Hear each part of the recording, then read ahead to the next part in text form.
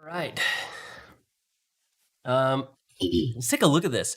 So last night was just interesting. I think it was super interesting. We had the market shoot right up to that stat ADI pivot. Let me pull it up.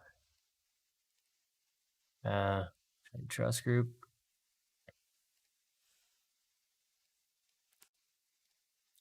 See, it pulled right up to that pivot. Boom, hit it, and then came right back down. If you remember last night, looking to see if we could get through. I never opened that. Holy cow, I just opened some strange menus on my browser.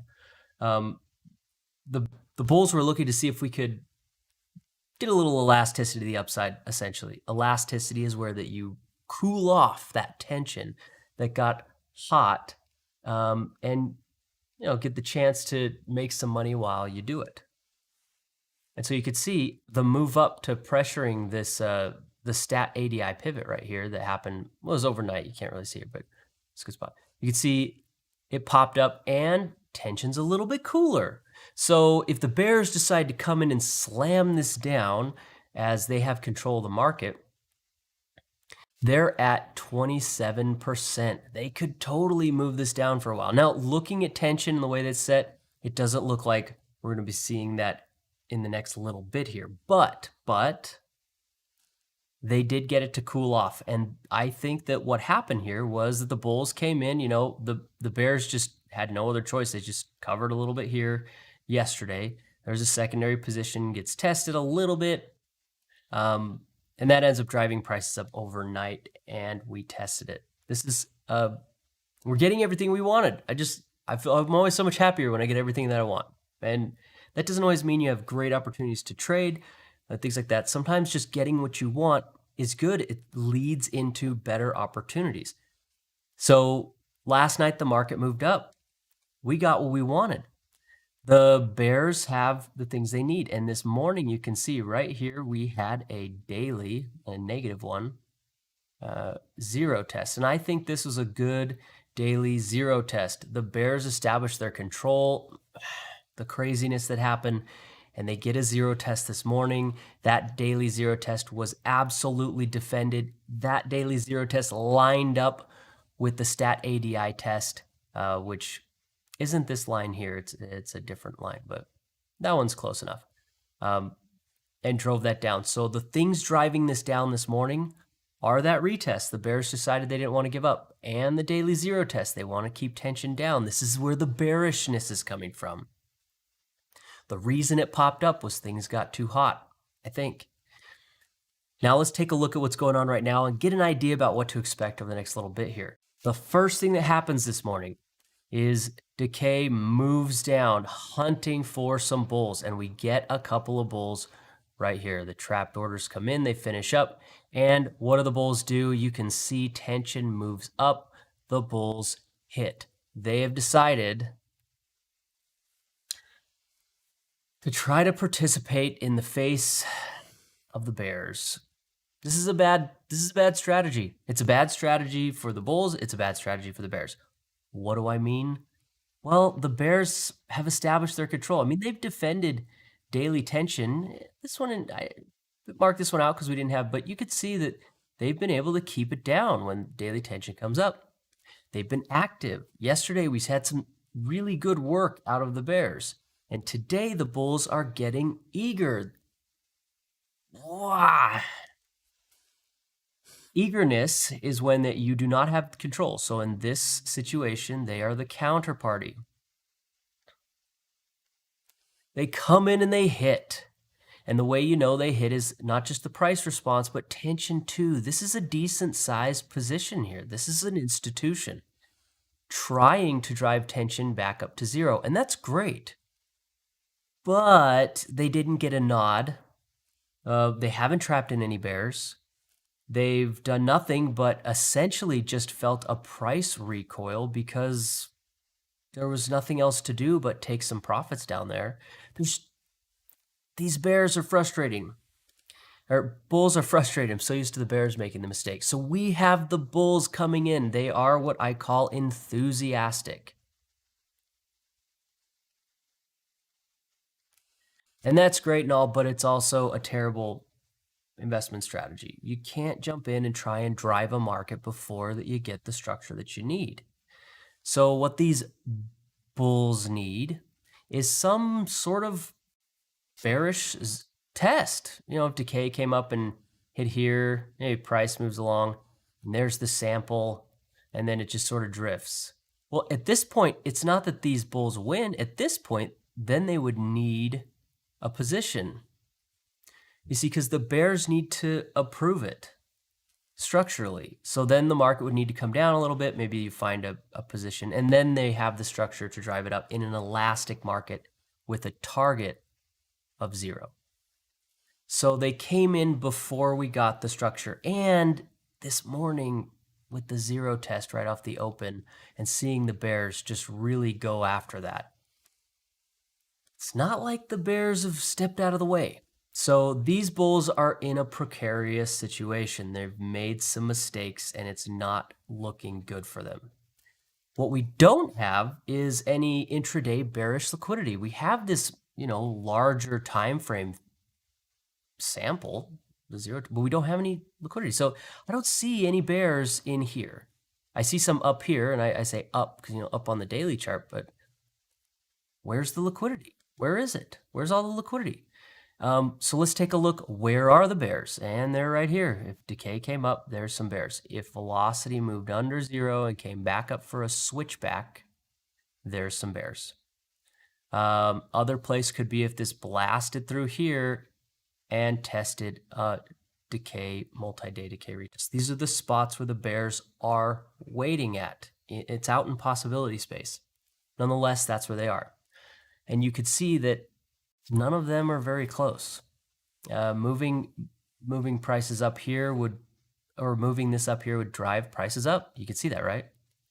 Moving this down and back up. This would take a while to pull this off. We'd have to get everything. At this velocity, maybe not too long, but we've slowed down. So this could take a while. This could take a while. This one especially would take a while, and it would do a lot of harm to the bears. So we have some waiting to do here. The only other option, I hate saying stuff like this because I'm typically I like the bulls. Well, the bulls could buy again. We could just eat their stops, which I want to see this. I sort of eyeballed it about here. Why? Because, well, this looks like a quick, sudden move. The pullback, a little bit of a test. Their stops are going to be sitting down here and eating up their stops. The reason that could work is because in my head, prices move down like this. Velocity could move down. And this moving down process gets us closer to bears getting sampled here. That's what it could get us closer to some bearish samples. Moving up could also, but it would mean decay going up. And I think this is further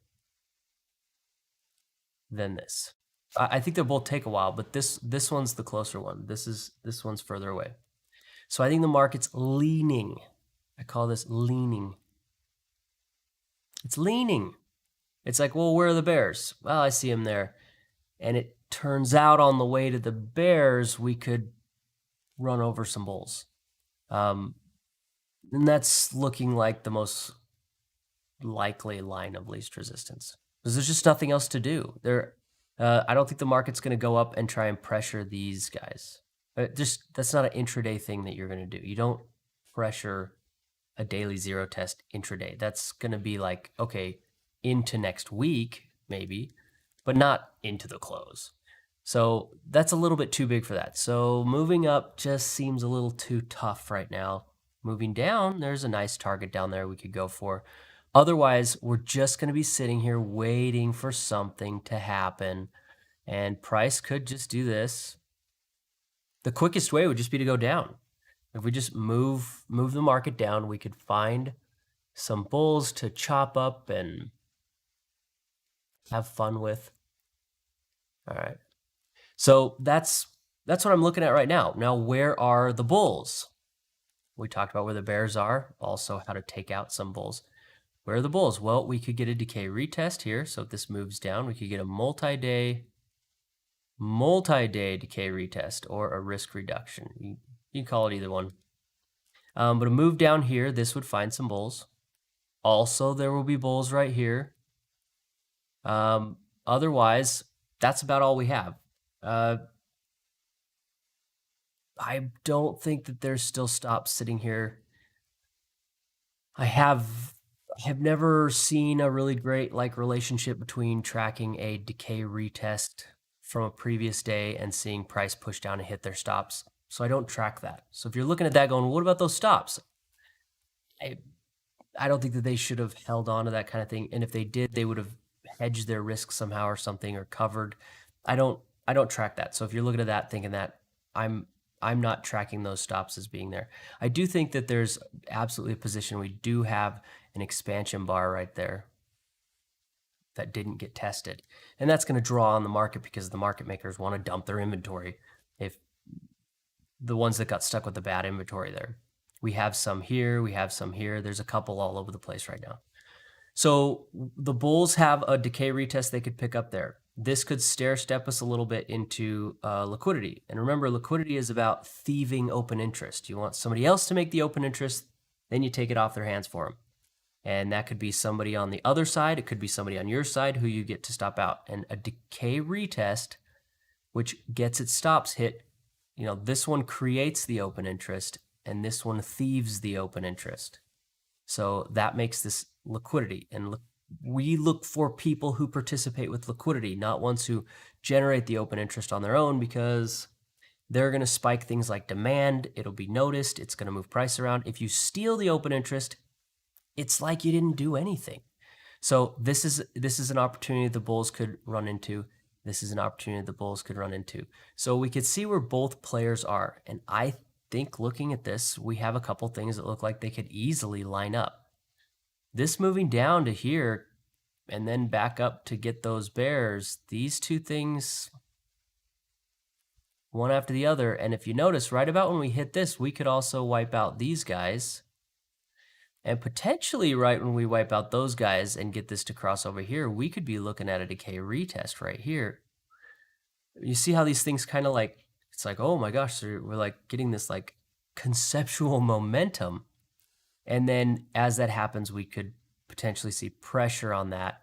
But they're, I don't know, a bearish position here. It seems like if it hit the decay retest, leaned back up to get those bears, it might move a little bit higher to sample them.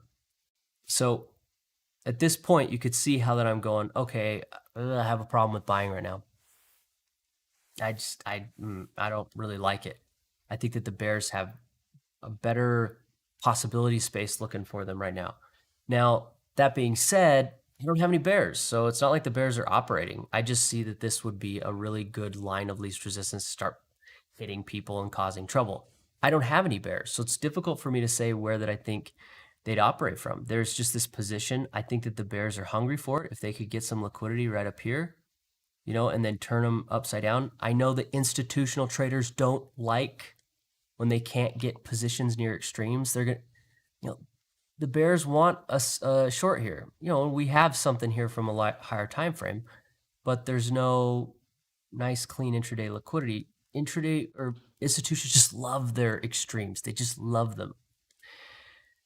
So the bears are going to want to get as high as they can, but at the same time, you don't want this position to get any footing in the market either. If this moves up a bunch, you're converting profits into their position, and the more money they have rotating profits, the more likely they are to open, an option against that position, a put, something like up here that costs down to here, and then they're insured, and then suddenly your easy prey just turned into an iron wall. It's like, well, I can't knock you out now. You insured your stinking position. So that's annoying. So they're stuck between this little spot here. We can't move up too much. And I just don't think doing this, if the bears want to keep control of this, makes a whole lot of sense. The volatility on this thing is so large, you can insure things pretty quickly because prices move so far. Now, I was looking at options this morning, and I'm not really seeing much. Again, we're getting some of this. There was some out-of-the-money put trading, that was going on the other day. They were just, I'll just show you. I don't know why I'm describing it to you. Who cares about that? There we go. See, they just kept like filling these larger positions at a level. So it's like horizontally positioning instead of vertically positioning.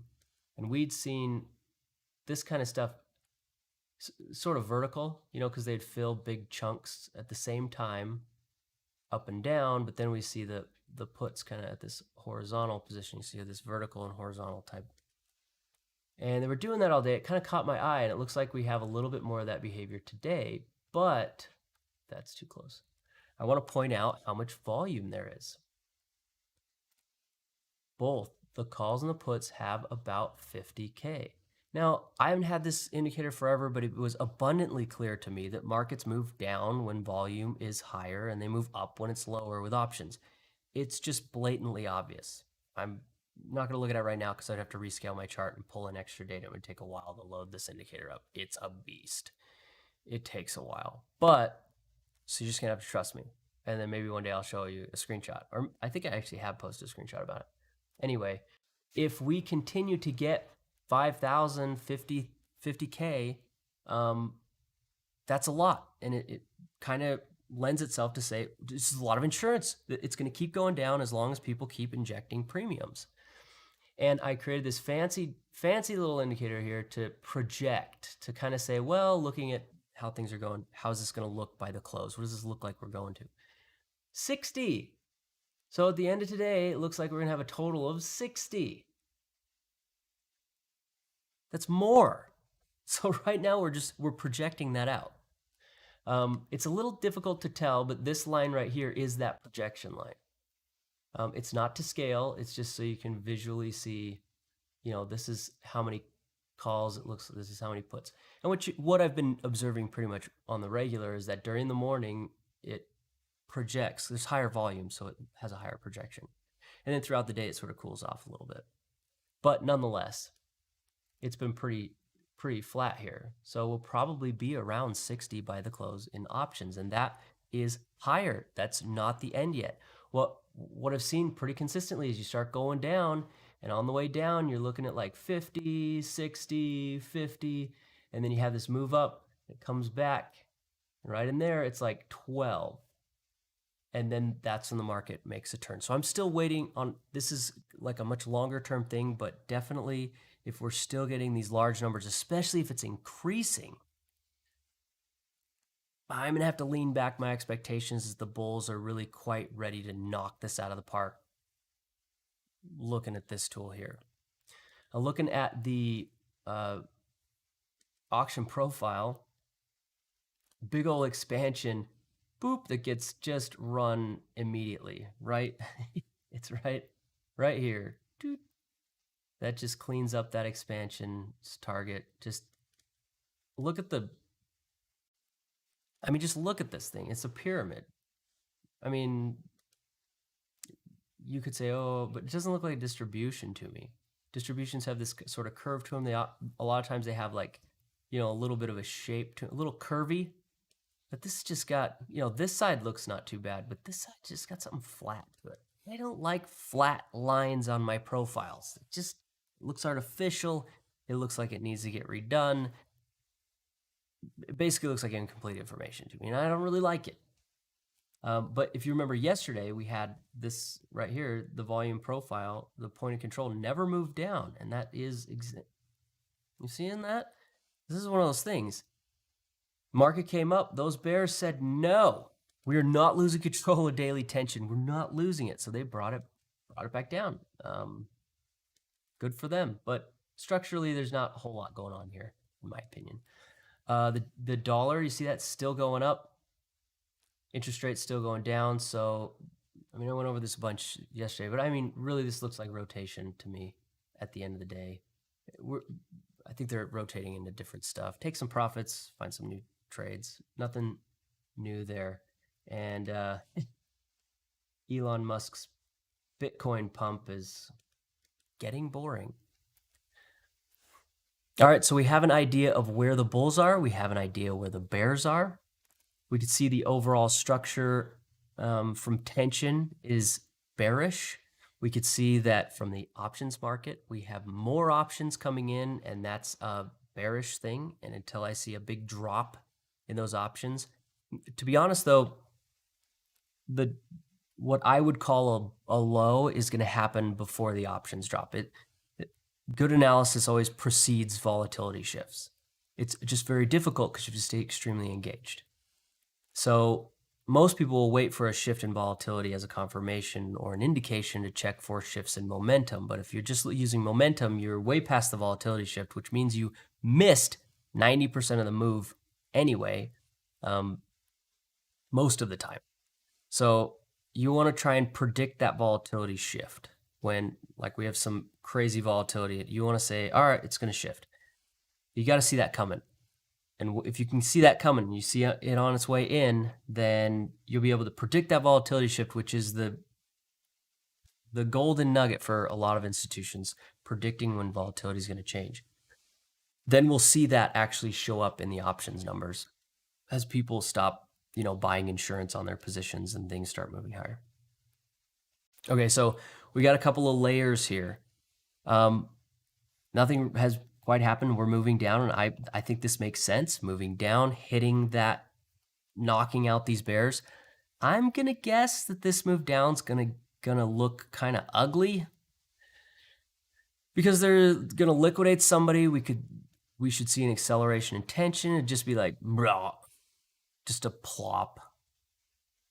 But I don't think we have the enthusiasm of yesterday. I mean, this is not the enthusiasm of yesterday. Could we keep going? Well, yeah. I just want to see some bears, like somewhere, anywhere. Just find some. So moving down here. There's not a whole lot else to do with this. It's just sort of waiting. You pick out that line of least resistance. If you want to place bets on it, I think it's a little early. I don't think it's terrible, but I like to see all the players in, somebody trapped, everything's cleaned, makes sense. The higher time frames are lining up. We have all that, and it all just sort of lines up. This is like in development phase. We're trying to find the bears. We kind of have some bulls. I mean, are they really trapped? Who's selling? If you count the bears from the zero test, and they're there, they're just not the type of liquidity I typically look for. But do these guys have these guys trapped? And they're sort of on different time frames. I would have liked to see a nice bearish position here, and then we'd turn them upside down, and I'd say, all right, we got these guys trapped. Let's run them. But right now, it's just like, that's just the most sensible route, moving down. So that's why I'm leaning towards it, moving down, hitting those stops. It's just because it makes the most sense to me in a path to finding more bears to support the bearish trend. After we find something or somewhere, as soon as we find some bearish sample today, remember, they have to do work. So just finding these people is not enough.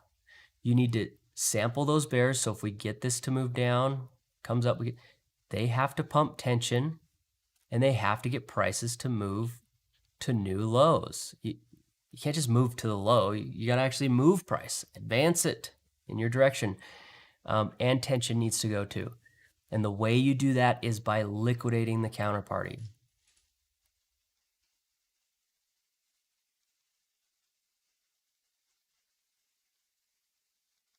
So they're going to need to find some bulls. They're going to need to trap them in. They're going to need to get that work done. Yesterday, we had a position here, a shadow. It was a shadow position right there, but it was still a position that's going to get liquidated. And they used this one, which was a liquidity one. They used these positions to pump the market down. Obviously, there was other stuff going on, and it really supported it. But they didn't just come in and drive the market lower yesterday. Right there. They had to find some folks who wanted a position more than they wanted profits. So same thing today. We have some folks here, and this is a liquidity position, but yesterday we actually found some bears. So we need to find some bears here. Otherwise, all we would have had today was that zero test, which I wasn't here, so I wasn't here doing this video, so I'm not going to sit and tell you that I would have, or you should or shouldn't have. That's just not the way I think. That's there above us. It's a broader time frame thing. There was some other stuff that happened overnight that I think were pretty legitimate that I had posted about. Hopefully you saw those posts. You kind of had to be up in the middle of the night because you were watching that stuff. Otherwise, intraday, that was very difficult stuff to do. So we're just waiting for more bears. That's all I have to do. There's just not much else to do. I can show you my new cool toy that I was messing with. Yeah, they gave me some data. They gave me data. I can just calculate this crap by hand now, which is good because then I can tweak it the way I want. This one's just trying to track the SPY. I just want to do it. If I can't do it, then either I'm mistaken or something. And so far they've tracked pretty closely. I'm pretty sure it's the Berkshire Hathaway, which is a massive company. They have a lot of money. I can't get the data for them. It just fails when I call the data. So I think they're throwing off my weighting, which is what's screwing this up because they're big. Well, they're bigger. They're one of the bigger ones. Anyway, then there's one other stock in there that I couldn't get. So my weighting is a little bit off. Also, I'm not doing it by a quarterly, so I'm technically not following all the rules. The other ones are not all that interesting. This one is something I've kind of wanted to just look at for a while. It's just tracking gaps, how much, essentially at the open, you get X amount of gaps, and over time, so as time goes on, you can do nothing but drive the amount of gaps towards zero because you can't increase the number of gaps you have after the market opens. You just can't. You can't redo it. So it's kind of interesting. You get to see this. We were at it was like 56% or something right at the open. It's just been slowly making its way down towards zero. And when there's lots of gaps, that can help markets, move quickly because there's a lot of gaps there as they drive down. Then you can look at the advanced decline, which is, if you think about it, here's the close. If the market opens here and there's a gap in here, inherently, if you have a gap, that's +1 to gap. It's also +1 to the advancing index. You can't mix those up. So there always has to be more advancers than gaps. It's just, there has to be. So then what happens is you see this sloshing around and you're sitting here going, oh, well, I think I see who the gappers are. Like it's becoming clear. But as stocks make their way down and close their gap, you could still have a +1 here and then you have no gap because you closed it, right? So you slowly see the sloshing happen. It's sort of something you can see in sequence. That's why I'm interested in it because it models out all the stocks in a couple of neat numbers. So these numbers always make their way towards being no gaps. And these ones will move back and forth and you get to see it just destroy gaps along the way. So kind of a cool thing to track there. I don't know if it's that fancy, but I'm excited about it because I made it. That's what that is. All right, we got down. We got down to where I think those stops were. Look at that tension's making its way down. And those poor bulls, just enthusiastic as can be. These are enthusiastic bulls. And enthusiastic means that they got in before they got a nod, or they're trying to legitimately buy in the face of the dominant party. They absolutely did that. We have not seen bears fail in any way. We haven't seen them give up or dodge or miss. But this also comes with some inherent problems. If we knock out these bulls, which I think we just did, looking at tension curling down, we got the stops right where I thought they'd be. We're getting what I thought. Well, who's going to pay now for the downside? There are two options I see for the bears right now. You ready? This is almost conspiratorial, but it's legitimate. They could get some sort of cascade going. Since they're dominant, we're used to the bulls being dominant. I'm used to the bulls being dominant. you can run the market and freak people out, but it's a short-term thing. So in this instance, the bears could run this down, push this low, but because we already knocked out these people, it'd be a short-term thing. And this kind of behavior could be devastating to the bears, over the longer term because it shows a rejection. And it's sort of like, you spin your tires and then they'll spin more, and that can create issues. It also creates opportunities to trap shorts.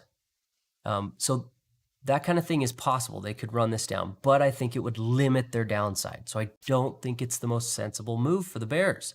I think the most sensible move is to head up and look for a position and a loser. I think that makes more sense. Just running algorithms right now I think it would bounce personally. Because I don't anticipate these stops being there.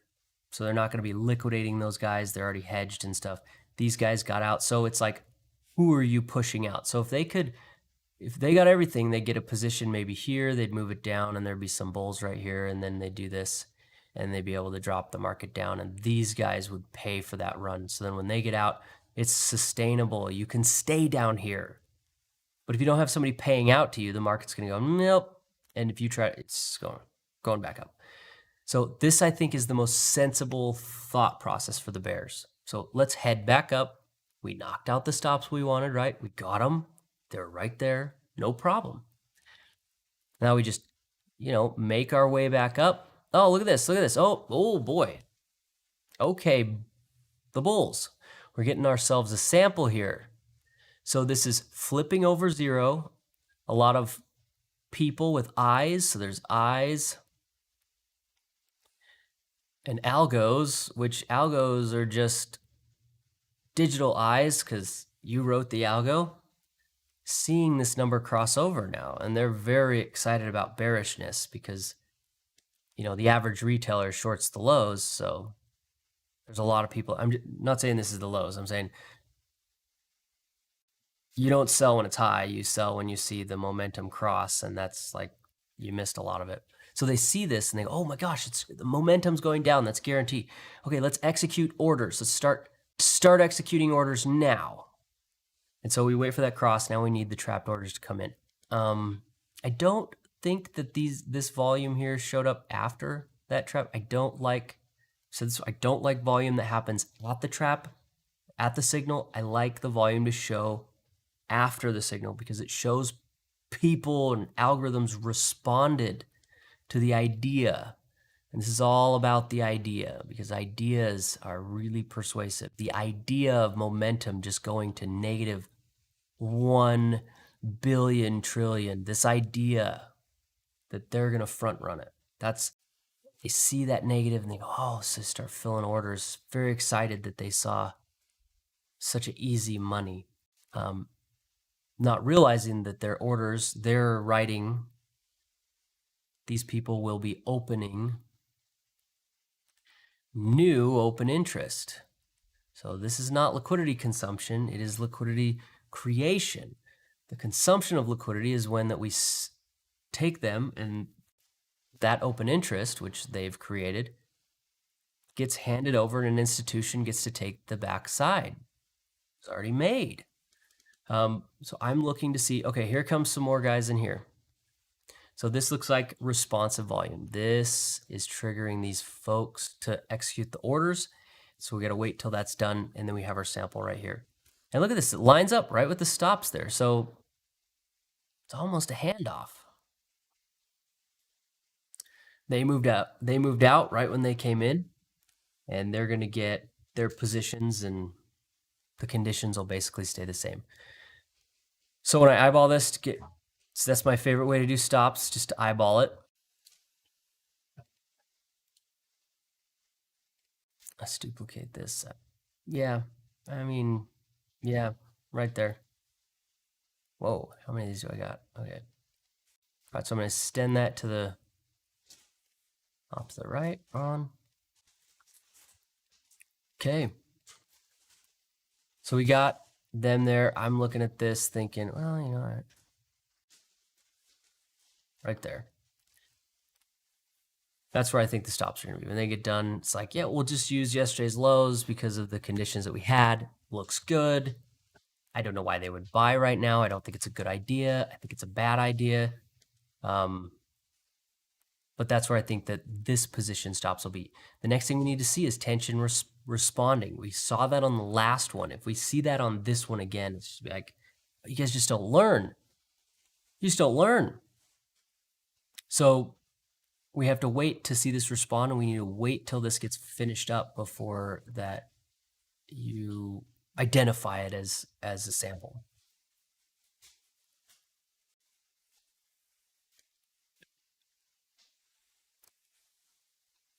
Now remember, once this gets done, you know, it can move like right here. That a move up, any move up is immediately going to be a bearish sample. You see how this is working out? Immediately it's going to move up and give us a bearish sample. And you'll notice as we cross over right here, while we liquidate these guys, we are looking at a decay retest at the same time. So it's a big deal. We're essentially getting all the bullish positions at once. Like they're all just kind of lining up at the same time, but we still don't have any great liquidity for bears intraday. We have the zero test off the open, so you need to remember that. But we still don't have any tests or samples or anything for the bears. So I think that when this finishes up, the best thing that happen, we get to like 1%. It looks exciting, you know, very exciting. And that move up's going to get this velocity just right to zero. And at that point, I'm going to be looking for that bearish test, wait for the volume to get done. Oh, it finished up. All right, we have it done. Let me mark it out. The best thing right here is for the bears to kind of scale back just a little bit, let the bulls hit it up, get a sample right up right here, and then to hit that down, and they could use these guys to get us through the lows and be able to get down to something that looks sustainable. That's what the bears should do. If they just drop this out the lows, okay, that's good. You ran some algorithms, that's great, but you still don't have a position. You're not operating from anywhere. These daily zero tests and things like that work really well, but they need to, for this analysis purposes, operate in conjunction with liquidity. So we needed something there. So that's what we're waiting for here. So that's finished up. Now I'm looking over here, going to look at tension to see if this sample here can give us a little bullish pop. Remember, any hit here is going to lean this right. It's going to lean it right into a bearish test. So they have their position. They sort of stole the contracts from these guys over here. Okay.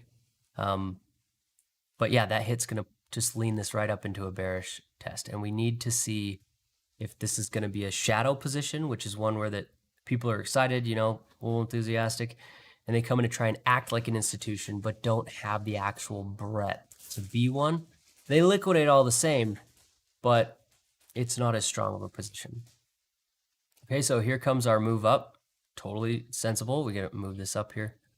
Now watch this velocity number move, and we're going to keep our eye on tension, see if that curls along with it. Looking at this VoltiWAP here, you can see we've basically been in just one big impulse.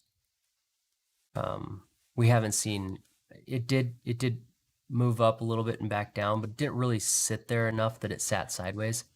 I like to say, you know, an impulse isn't where you're nitpicking whether it was an impulse or counterwave. You can tell it flattens out.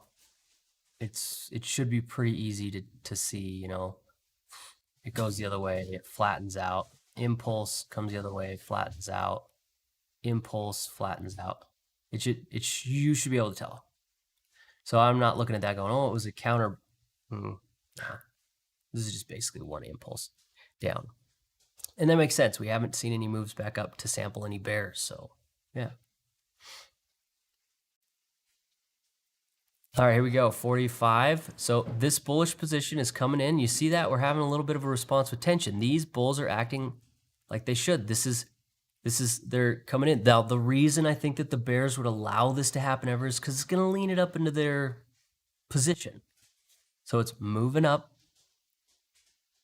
Now the big question is, will these bears pick up the position as they get offered it? There's one problem with it that I don't like, which is that, at this point, let's say it moves up to here. Man, this is low on that range, the middle of the range about here. It's low. I don't like that as much. Like I said, institutions like having their positions at extremes. I'll be a little forgiving because we did have a zero test at the open. So easily overnight, institutions picked up in the pre-market, and we see their effect clearly right after the open. So going to keep that in mind, but still this liquidity position is looking like it's setting up a little bit low. All right, we're back to zero. We had velocity tick through, so that indication is showing up. Now we're looking to see if the market can say, oh my goodness, I see this, momentum was positive and now it's going to stay positive. And this is the group who's going to start executing orders. So we're watching this to show us another pulse. We're at 8% here. We get the signal. I'd like to see it move up a little bit to show people reacting to that. And remember, these are buyers coming in and they're going to increase that open interest on the buy side, and then the market can take those buy open interest, hand them over to bears. The bears are going to say, oh, thank you. We do or we don't want that liquidity. And that's why it's a sample. We're going to be sampling. Because we get to see how they're going to react. They're being offered it. Do they take it or don't they? There we go. Impulse, we're up. So we shot up to about 19% I saw there. So that's the impulse we wanted. So we are seeing the response of people saw the velocity number go positive, or algorithms saw it go positive, and they reacted very quickly. And that's what that was. So now we're going to wait for this to finish up. Man, that is a low position. If this volume just finishes up right here, instead of maybe up a little higher, they're like bears at the lows. Not the best place to be trading, but whatever, wherever they want to trade it, it's fine.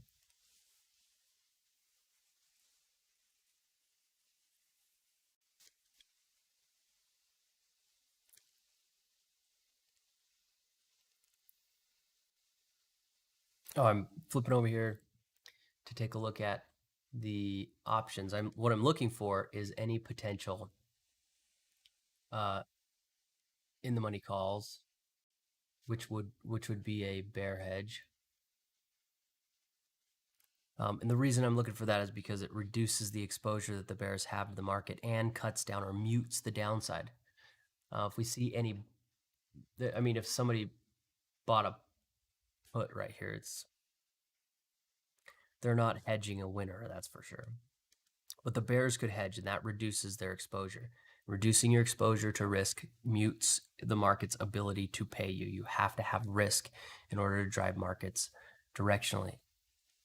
So I was just looking to see if we had that. That's what I was looking at.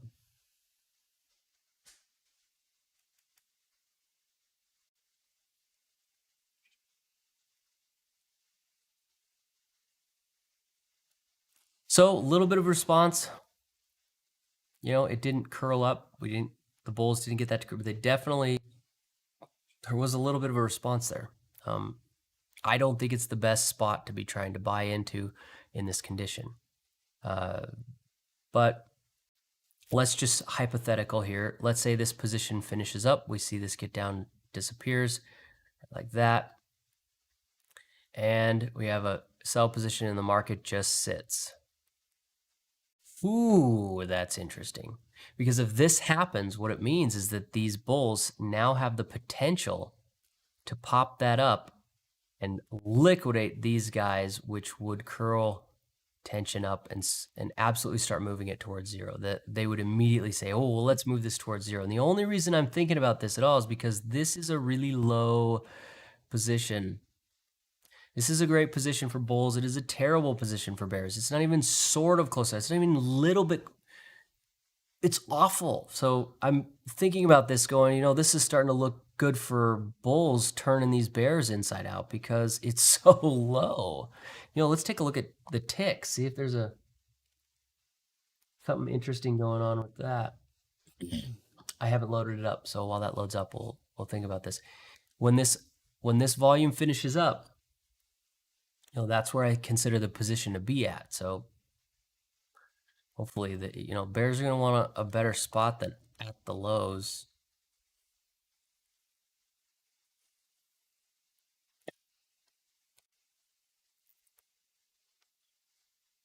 Now we're at 2. Let's see, negative 1263. Another sample, easy, negative 1200. No problem. That's too many zeros. No problem. Getting from 1262 to 1260. That's not, nobody will even notice. Nobody will even notice.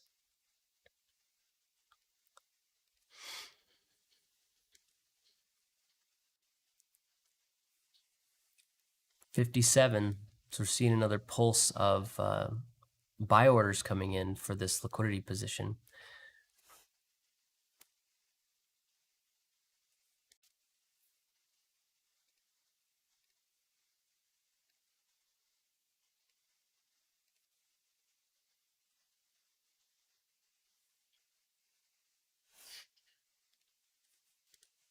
And look at this portfolio orders. You can see, you get sort of a sense, if I zoom it out a little bit, portfolios were kind of interested through here, a little bit here, but then they just lost interest. And you could tell because we had prices moving down, and there's no filling. They had a little bit here, and then they started filling again. So they just lost interest in this range here. It was just like, yeah, and it's always something you should pay attention to if prices are moving down and there's no portfolios filling, because that tells you that they're getting better and better prices and they're not interested in them. And that means they're interested at lower. And then you can see here it pops in, and this is about where they start to come in. So you can see where when it moves up, it sort of gets, they sort of stop filling and then it comes down. This looks a little bit like a price probe. Came up just until they stopped, and then it popped back down and they continued to fill. And then interesting, today pops up and you can see there's about this area, I don't know, here. I'm just coloring, maybe here, where they're execute. So every time it's above it, they just stop. Similar to yesterday, but they are filling, so that's good. It's not like this situation where it was like, where are they? Oh my goodness. And we're pushing new lows and we're not really seeing portfolios come in and execute their orders. It's like, got to see them. They got to show up.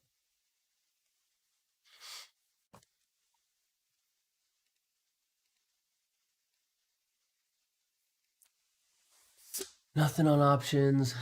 Stat ADI is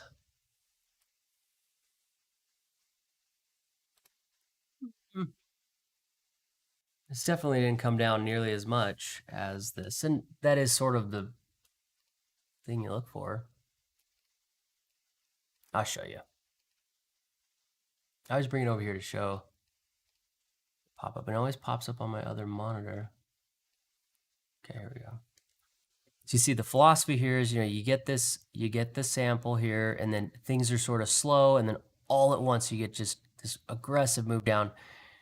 And while the price pushed all the way down like a new low violently, the stat ADI just didn't really follow along. And we're seeing something similar to that, sort of slow, but then it got really aggressive and then spilled off. And yeah, stat ADI is definitely not following in tow, but it's following more than it did last time we saw this. And there's a little bit, well, there's some opportunity for the bears, but if they execute, if they get all done here and we see a little bit of anything with tension and then the bulls are able to turn them upside down, boy, howdy, is this gonna look delicious. So this is something to keep your eye on. I'll keep it up. So I have to reopen it. And I would keep it up, but like I literally can see the original charts just right there. So I don't need to. Look at that. What is this? What are you, nervous? What are you, nervous, market? You don't want to pop a little, just a little bit? Just a smidge? Hey, maybe that tick chart showed up. It did. It loaded up. Haven't had a tick high since 10:06. So this move up here gave us a tick high. Nothing. So I'm going to keep my eye on that. If these bears decide to sell and we see a new tick high right after them and it turns them upside down, buckle up. It's going to get good.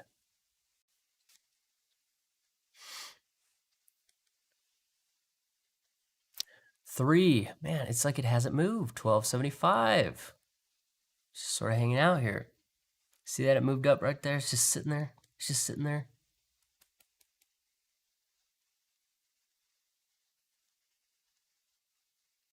What do these bears have to ask to play? I guess the buy orders are still filling, so.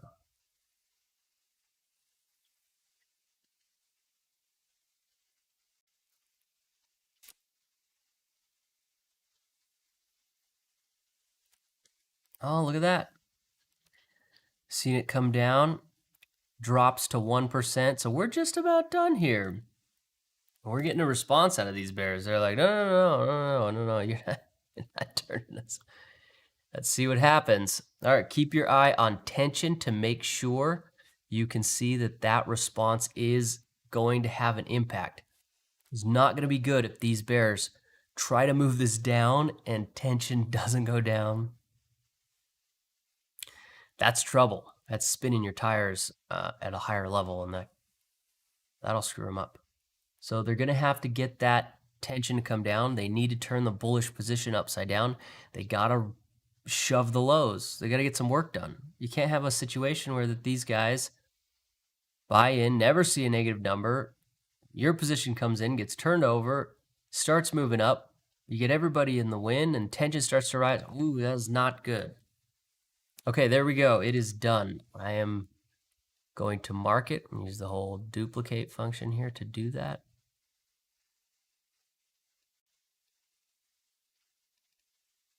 There we go. Bears, hello. So we got our bears in here. Now, where would you put your stops if you were a bear? I think I know exactly where I put my stops if I was a bear.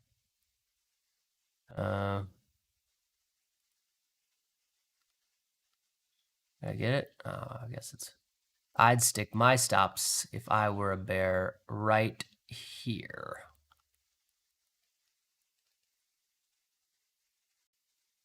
I think that's where they're sitting for, that's their we're wrong level. It's quite a bit higher than or further than the bears. Okay, so looking at tension, this is their game time. They have got to hit this. If they don't hit, oh no. Oh, I guess their position was a little bit low. The tick is starting to rise. Let's see, we need 1400 on the tick. I don't see any options coming in. But I'll tell you what, this is looking really bad for that bearish position because that's a long ways to go to liquidate them, and tension's got some room to run. Look at the tension's curling. Ah! These bears made a little bit of a miscalculation maybe. We'll look at this, velocity is leaning back up. We're getting another sample. Okay, maybe they want to recharge the gun. They're going to let it move up. A little bit better position. No, but they're losing control of one, and that's going to motivate these bears right here who are enthusiastic. These guys, they see what's going on. There are no fools here. So we got these guys are looking now. These guys are now looking at that. Now the bears are saying, all right, we got another position. Let's see if we can reload. So this is likely going to go up, a little bit here. I'm looking over here at the tick. And you see how it moved up? It's moving back down. Let that move up. You bet your butt that was because they didn't move tension the way that I think that the bears might have thought they should have done it.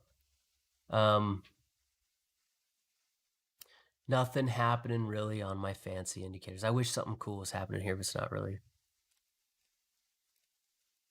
We had a little position come in. It was a call out of the money. I don't care about it. Okay, we got another little sample here. Boom, people again are seeing it go positive. I guess the last time wasn't too bad. You know, if you saw that and you tried to execute an order, it didn't get you too bad. So maybe you'll do it again. Maybe. Well, let's see. I need to see some volume on this thing. What are we at? 346.25. That's, sorry, 37.46.25. This is the number I'm going to be paying attention to for this little signal we just got.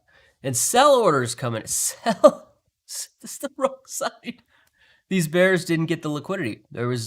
Buyers didn't come in for them to consume liquidity against. So we're getting sell orders hitting the market. And you have to ask, after a bearish sample like that, you know, a bearish sample that's struggling, and then you see a bearish sample hit with no volume so far that leads to sell orders hitting the market. I don't know.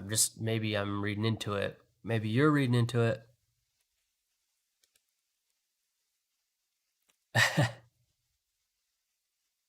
Are they struggling?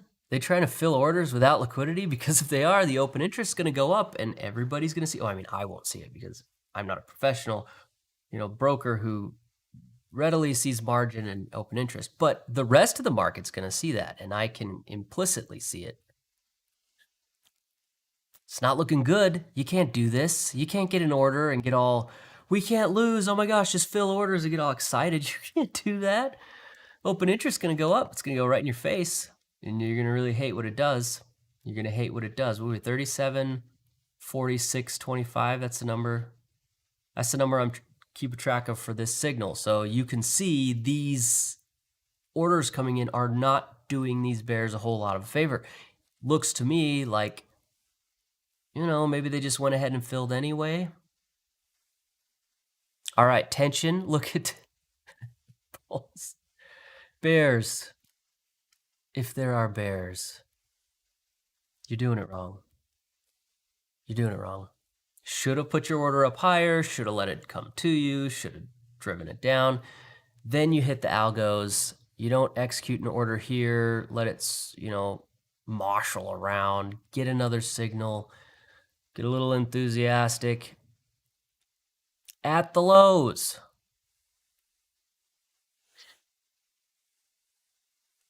We're gonna keep watching, you know. I'm still, right now you see how velocity has gotten up. This is good. So I'm still waiting to see some buy orders. I'd like to see the buy come in here, and I want to see that buy fill. That'll show us a sample for the bears. If they don't get any trapped orders, I can't really check it as a sample. I'm just reading into it a little more than I should and saying stuff. I can't say stuff. I can't say stuff. I might convince people about stuff. So I'm just kidding. I know you guys don't listen to what I say. I'm just background noise. So this tension right here, this is a problem. This is a legit spot, and we're not seeing any real response so far on tension. They could just be waiting so far. So this position thus far is struggling. That's where I put it. And not just because it hasn't taken off, but because it's positioned low, and it hasn't taken off. And since it's happened, we haven't actually seen tension moving down. We've seen tension curling up, which looks supportive of the bullish position down there in the low. Bears, run your algos. This is algo time, right? This is their time. This is when you want to come in and do it. Look at that. It pops up, switches back, and now we are back to sampling. So 12%. We're getting this velocity number back under 0, so keep your eye on that 12%. Want to see it pulse higher, something like 13%. I don't care. Anything higher than 12 to show that we have gotten more volume after that sample.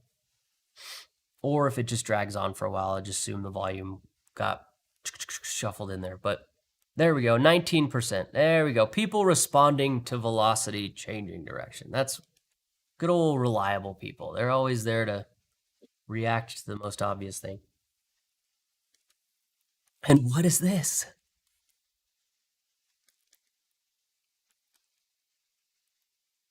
Bears didn't get liquidity a second time. They just got the one. Okay, look at this. Tension's starting to come down a little bit here.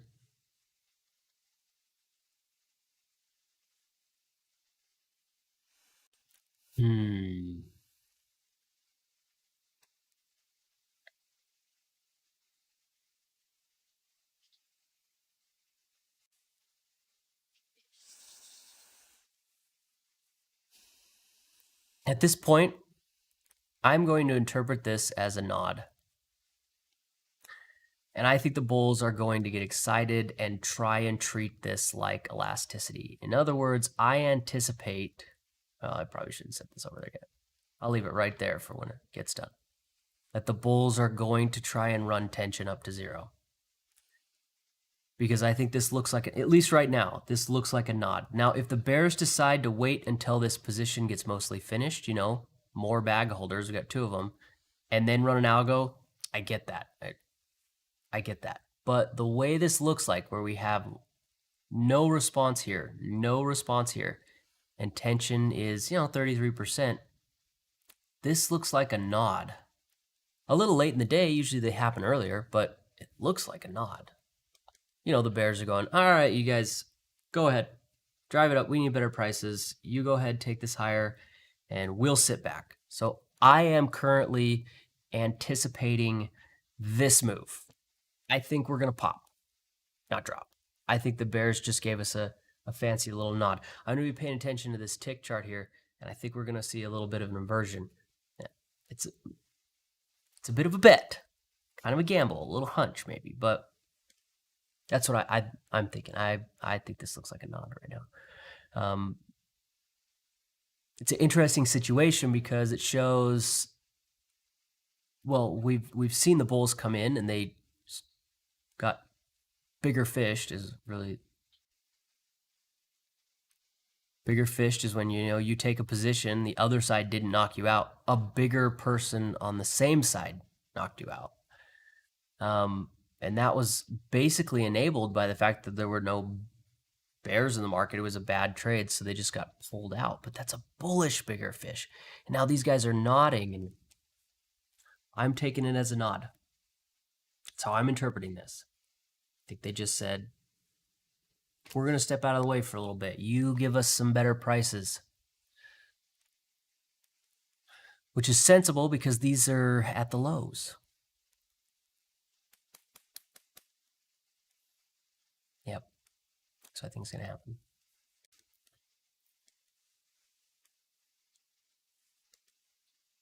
I'm going to take a look here at the auction profile.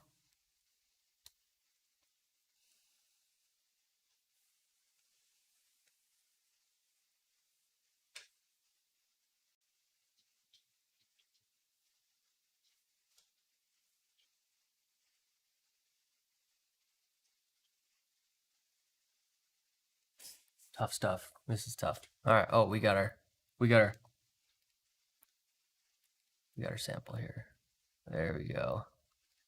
Oh no, they're gonna run algos now. Make me wrong. It looked like a nod.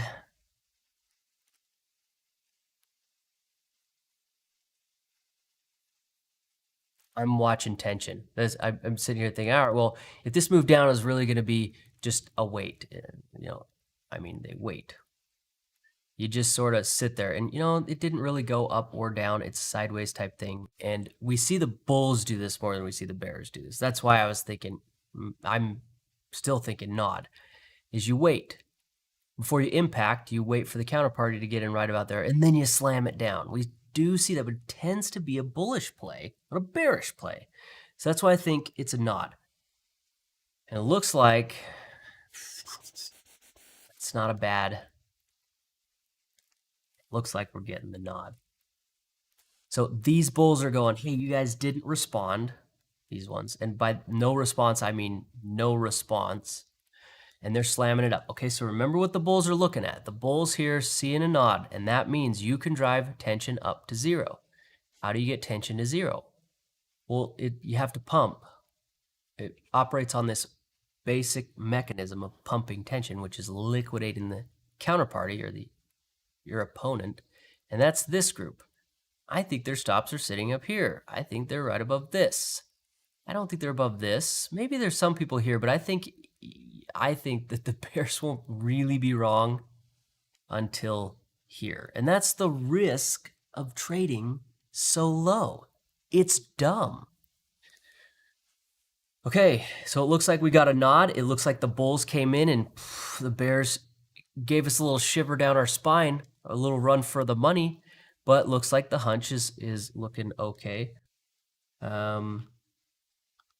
Looking at the tick over here, it hasn't launched up. I'll keep it over if it does take off and give us an inversion. That's going to be really good for a bleed or a squeeze up into the close, which is an important mechanism for a market like this to go for further than their stop. If these bulls want to trick the bears, which is the goal, yeah, let us drive it up a little bit. We'll hand it back to you. I promise. While you cross your fingers. And then they get the little footing in the door and then do what they can. An inversion is part of that strategy. And the inversion helps turn in more and more bears while that you drive tension up higher and higher and higher. And then the hope is once you get here, you've got enough assets in your back pocket and enough leverage in the market that the bears move and you can drive things through 0. That's the hope. So it's a little bit of deception, but everybody's deceiving everybody. That's the gameplay here. So nothing new. Okay, so this is the goal. This nod, got ourselves a nod right there, and we picked up on it. I mean, I'm hoping everybody understands how I picked up on the nod. There was no response, and the market needed bears and things like that. We had some bulls. The bears did nothing. They just did absolutely nothing. And then we got a bullish sample, and I was sitting there thinking, they didn't do anything. This looks like a nod. And that's why I said I think I anticipate the bulls are going to pick this up. Okay, so the objective here is this group here essentially is going to be shadow bears, which is essentially just sellers. If you're not actually a bear, you're just a seller. And this is a beefy stop. These guys are thinking, oh, we cash average. Oh, we could do all these things. Oh, you shorted the low, and essentially the market's going to take the value up to where that your stops are. And they're here. So do you see how this mechanism worked? We just went through it. Do you see how it's working? I really hope so, because we just went through this, and you saw me operate, and I made a decision in real time. The kind of thing that I really like to do, but this is looking good. I was a smidge nervous on this bar here when it came down. I was not convinced I was wrong. I was just like,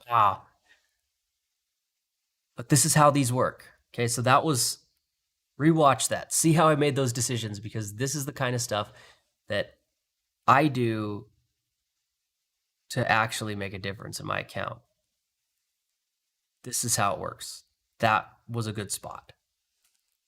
I want to make that clear, not to say I did something amazing, but so that you can identify where that I think it was something you should pay attention to, so that you can go back and look over it and be aware of what happened there.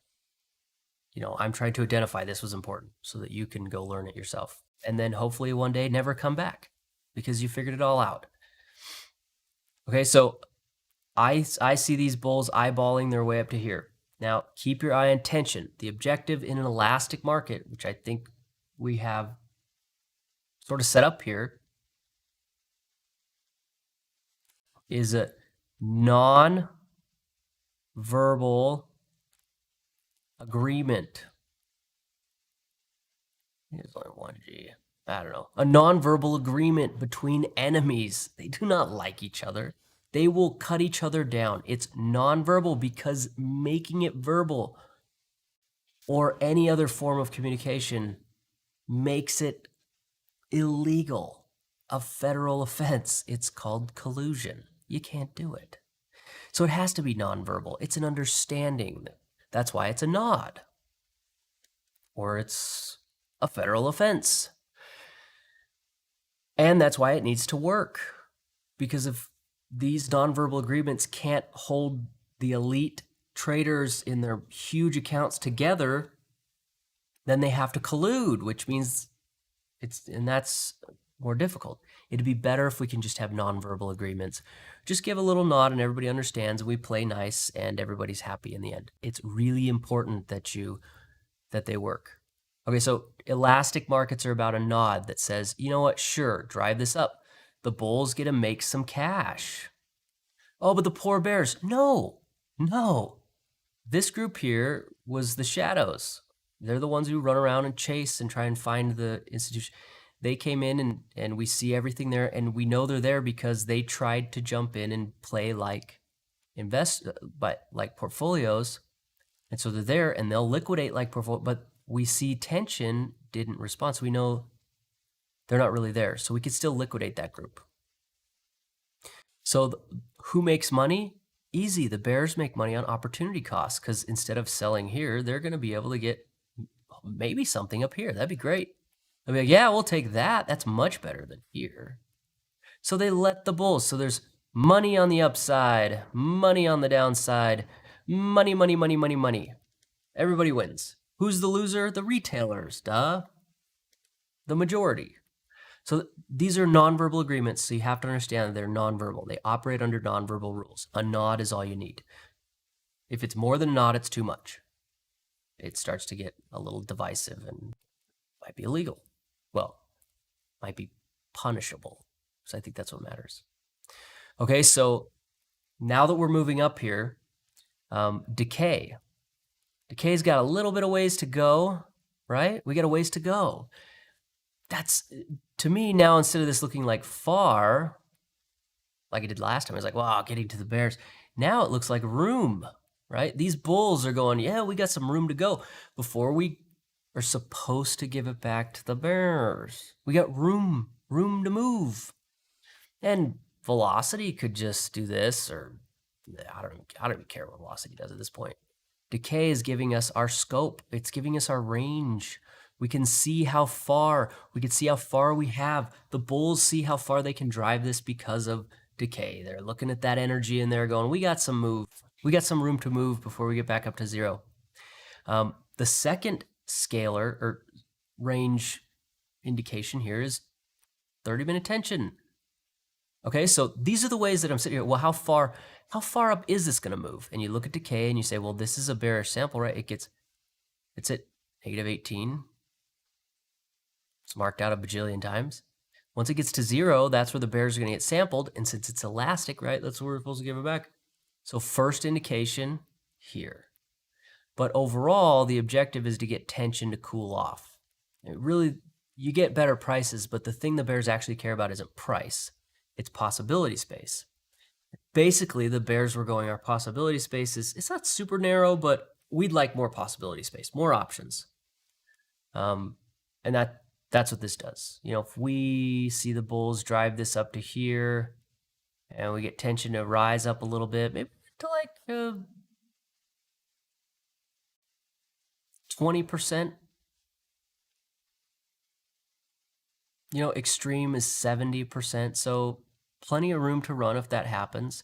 And of course, once we get up to 20%, the bulls are going to say, hey, actually, you know what? We kind of want to keep going. So that's going to be coming up. But right now, the scope here is decay to zero. Then the bears are going to have to be like, well, wait, do we want to let you keep going? And the bulls are thinking decay to zero, hit those stops. How far can we get tension? How close can we get tension to zero? Come on.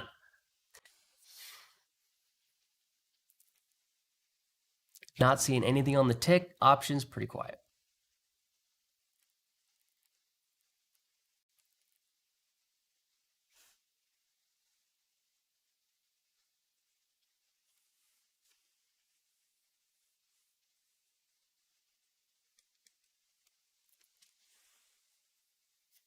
So this is the phase in a trade where I'm aware of what happened here.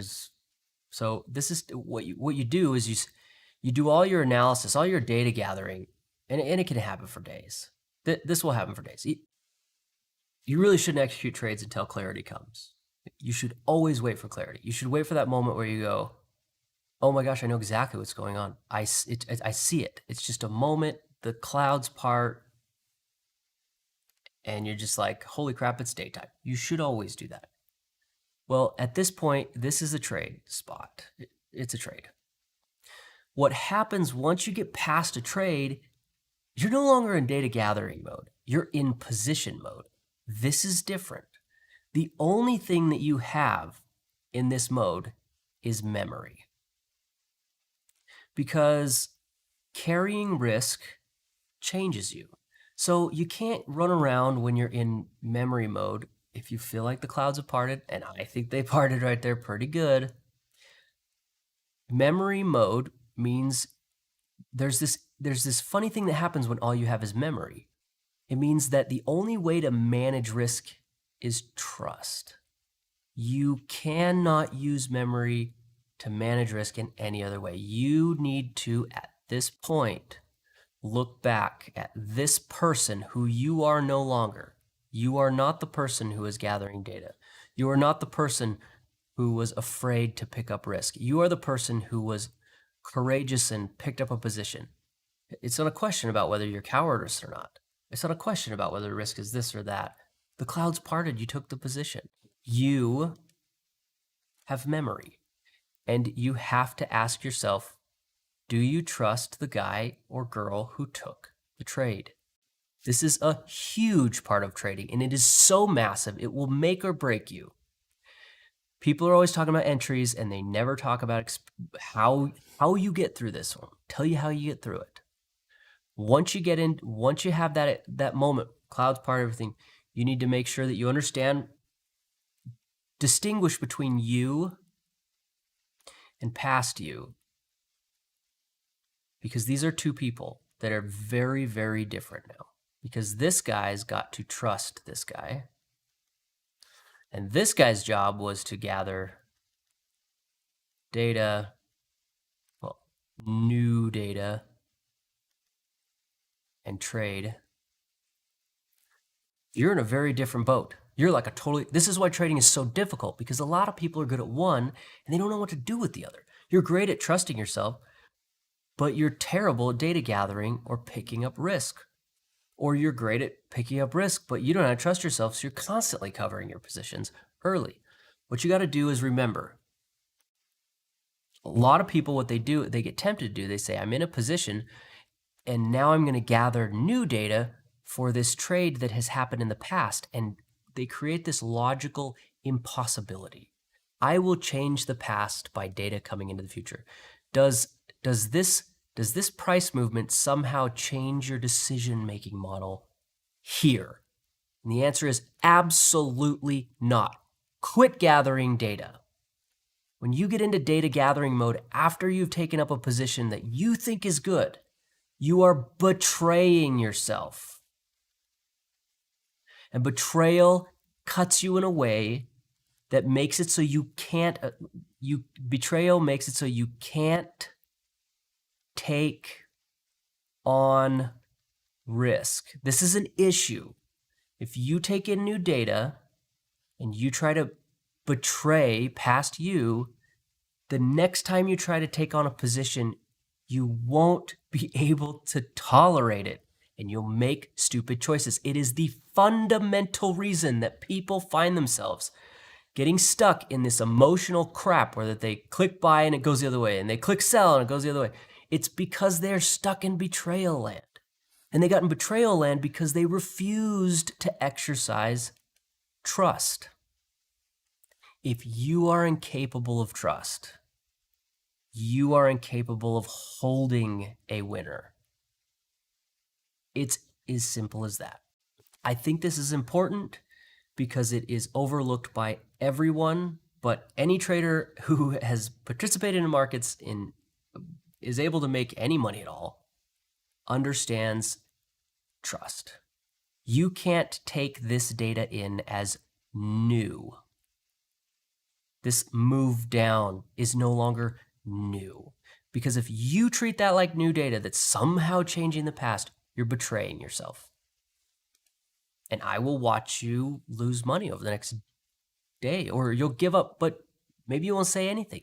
But I know what'll happen is that you'll take that data in, and then you'll get this little switch in your head. It flips, and then all of a sudden you start experiencing FOMO. And you start asking questions like, what's FOMO? It's not FOMO. No, you're betrayed. You didn't trust your past self. The guy, the girl who said, this is a good spot, and you changed your mind. You got out before this, and this person's hollering at you from the past. Hey, that trade is great. Listen to me. You have to trust them. This is one of the most difficult aspects of trading. I think it is fundamentally difficult because it demands that you have noble characteristics inside of you. You have to have some courage. You have to have some strength. And you have to be willing to accept the fact that you can trust yourself and still lose money. It's more important that you trust yourself. It's not a good idea if somebody else tells you to buy here and then you hold. Well, you need to have figured out what's going on in the market, and then when those clouds part, you say, oh my gosh, you execute on it, and you stop taking in new data, and you start trusting yourself. Then what you spend your time doing is you say, okay, well, what's this? You're going to see me do this. Probably going to be here the rest of the day. All I'm going to talk about is what this guy saw. They're going to want to go to here. Okay, this is all about getting tension up, going to there.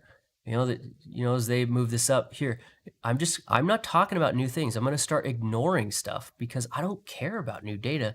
I care about the data giving me what I want because I trust that this guy is a capable human being with one of the most high-powered pieces of equipment between my ears to figure out what's going on. I don't care anymore. I trust this guy. So it's all about modeling how we get there. The only time I'm going to change my mind is if I'm made wrong. This is how I act, and if you can't act this way, I'm not a good person to follow. I will hold a trade until I'm wrong, not until I'm losing. I will hold a trade until I very much get exactly what I wanted, not until I make $1 million. It's about trust.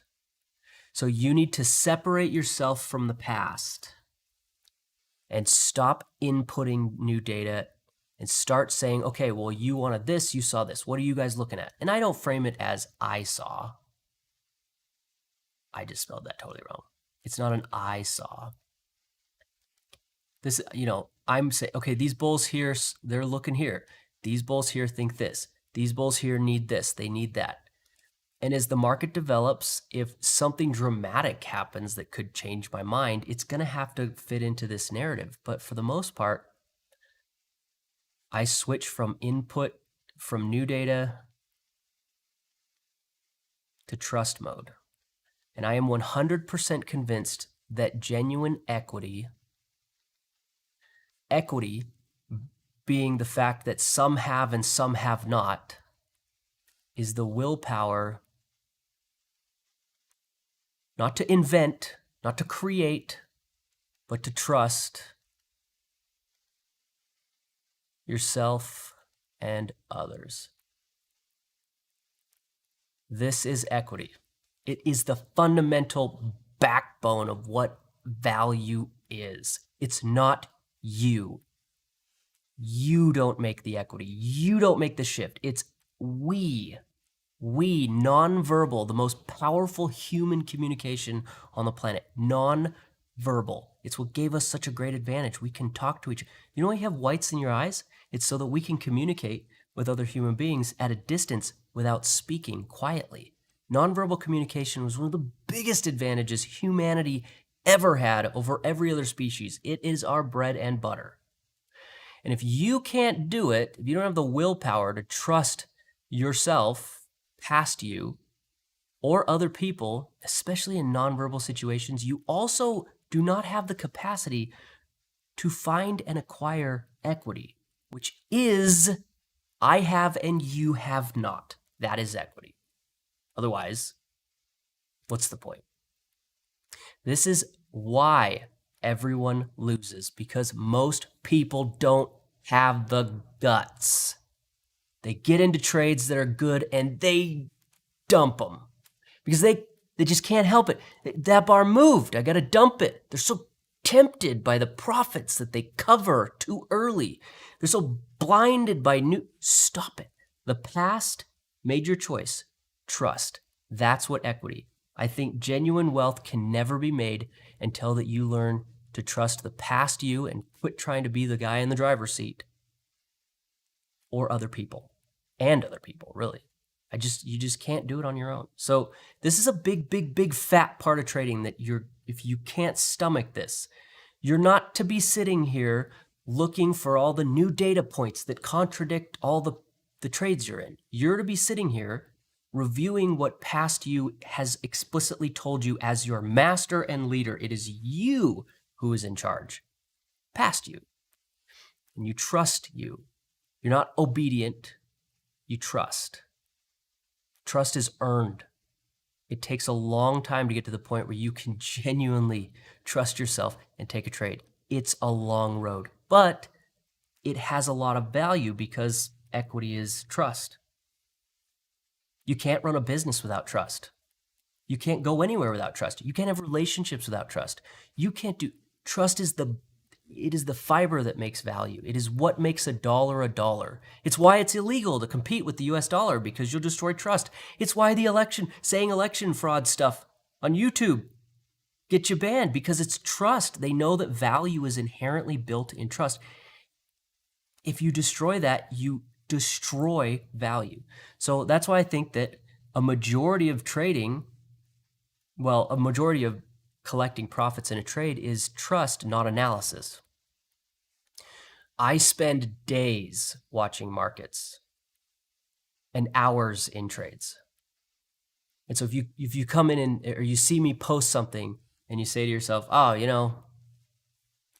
have to realize these take days of development. I will watch these stinking people fight for days until the clarity comes and you go, there it is, that was it. And this is one of those moments. We're into trust land. I'm being very explicit about this because I want you to understand just how important this is. You have to pick up data till you see clarity and you get into a position. And after that, you are no longer in data gathering mode. And this is a big deal because you get into what I like to call an inversion. I've talked about this, and a lot of people call them a squeeze or a bleed. I like inversion because in an inversion, you get short signals times just thousands of them. You just get so many signals, and there's so many reasons to short.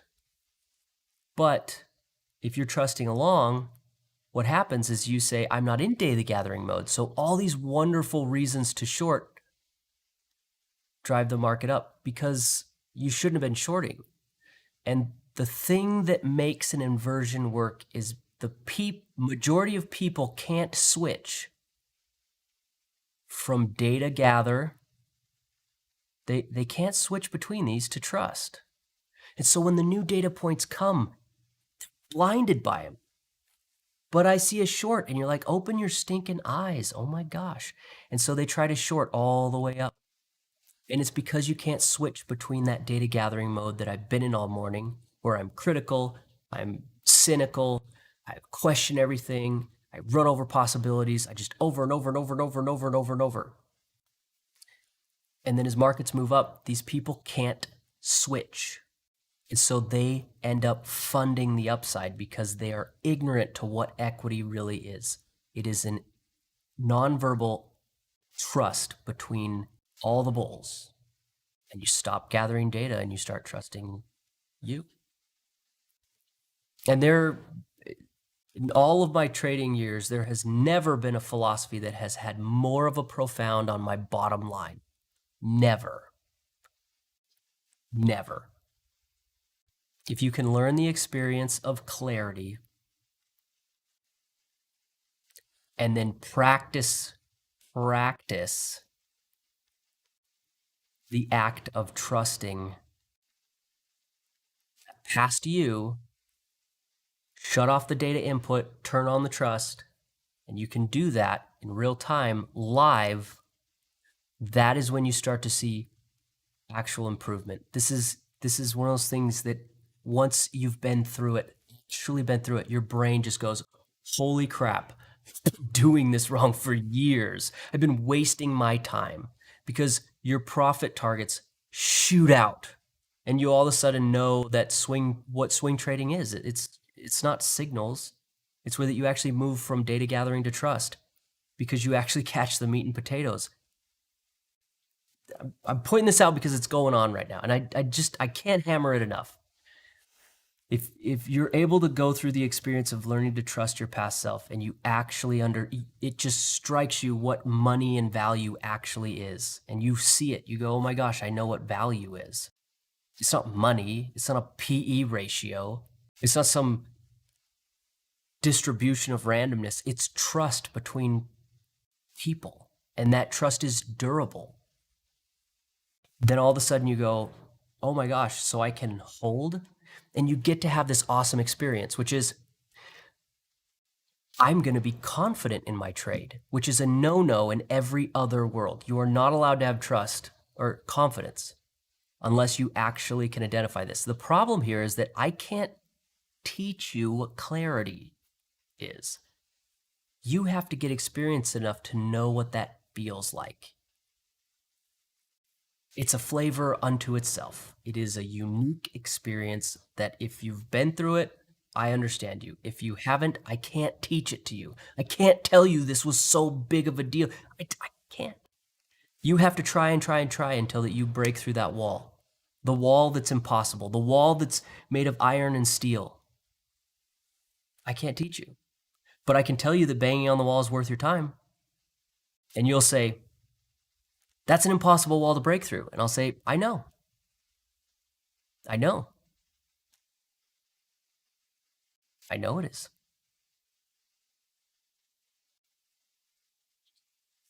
And that's the end of it. And you'll have to choose.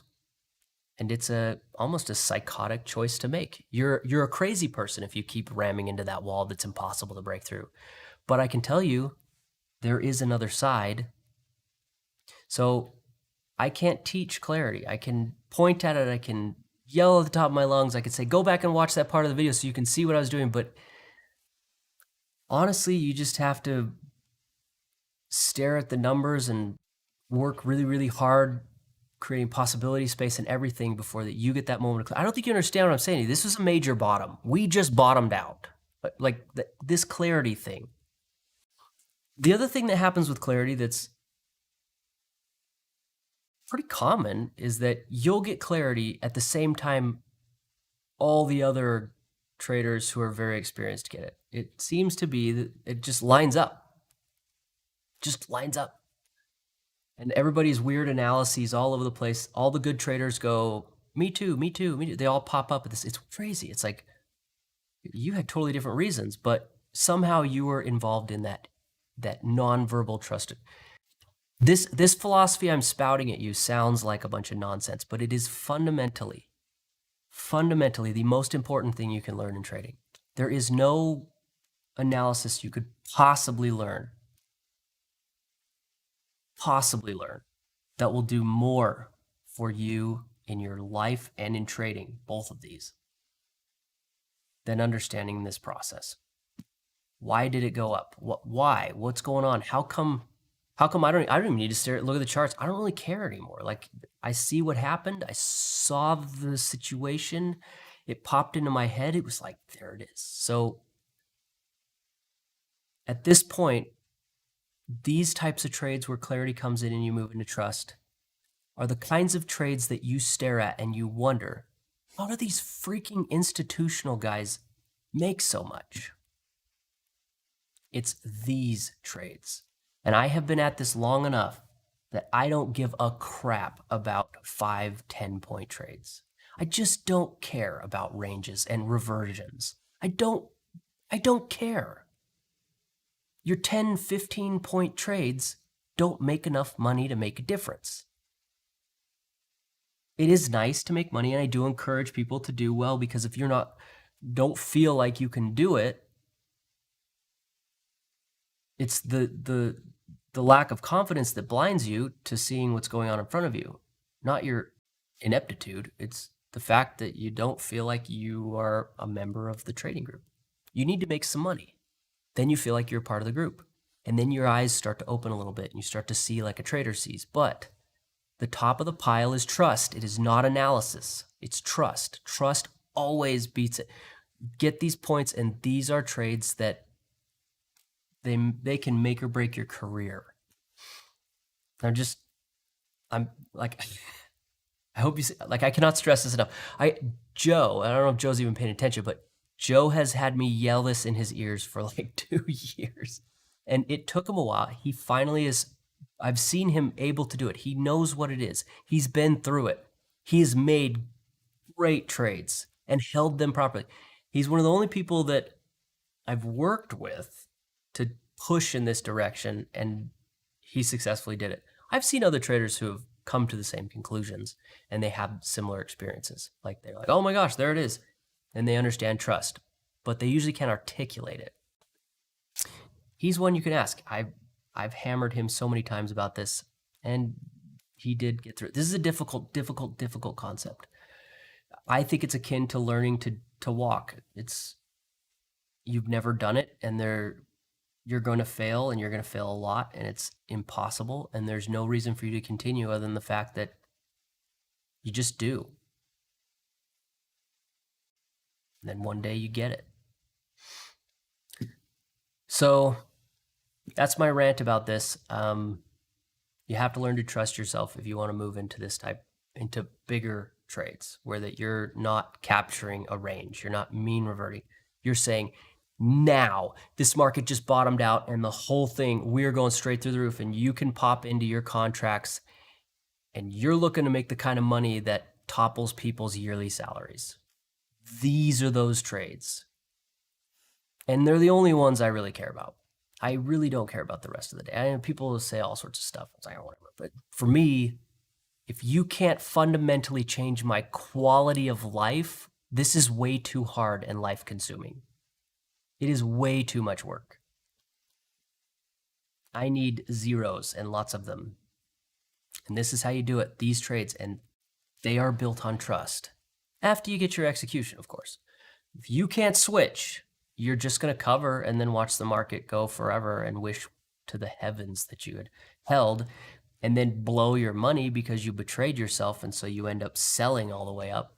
That's what'll happen, because that's what betrayal does to you. And you cannot betray yourself. Once you are divided inside of your head and you have betrayed yourself,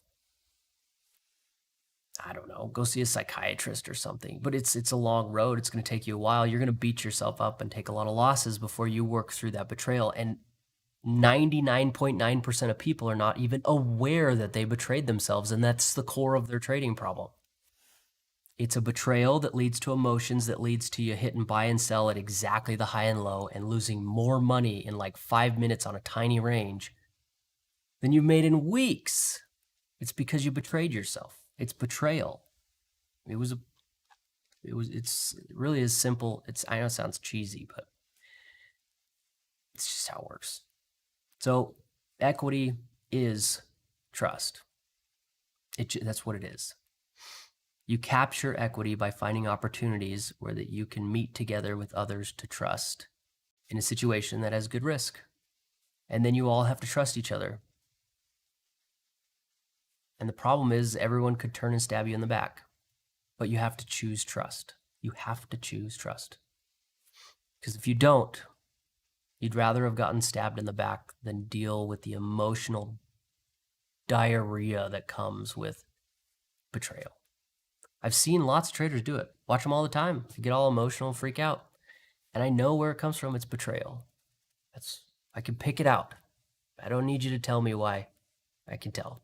I know why you're there. I know why you're freaking out. I've been there. I've done it a lot. So I'm just like, this is all I care about. So if you want to know why does everybody fail at trading? It's not because analysis is hard. It's because they don't have the balls. They don't have the guts. They don't have the character, the spine to say, I'm going to choose trust. I'm going to quit trying to analysis myself into a hole. I'm going to trust. That's hard. It's just freaking hard. It's a difficult thing. But once you learn that skill, once you taste that sweet, the profits, oh, they're just so good. You learn that it's okay to trust, and then you do it, and then you do it again, and you start to learn what it feels like and how the experience is. And you start to go, oh my gosh, I see something here. And you can actually pinpoint it because the experience is, I think, quite unique. It's not a thing that the market throws at you and lies about.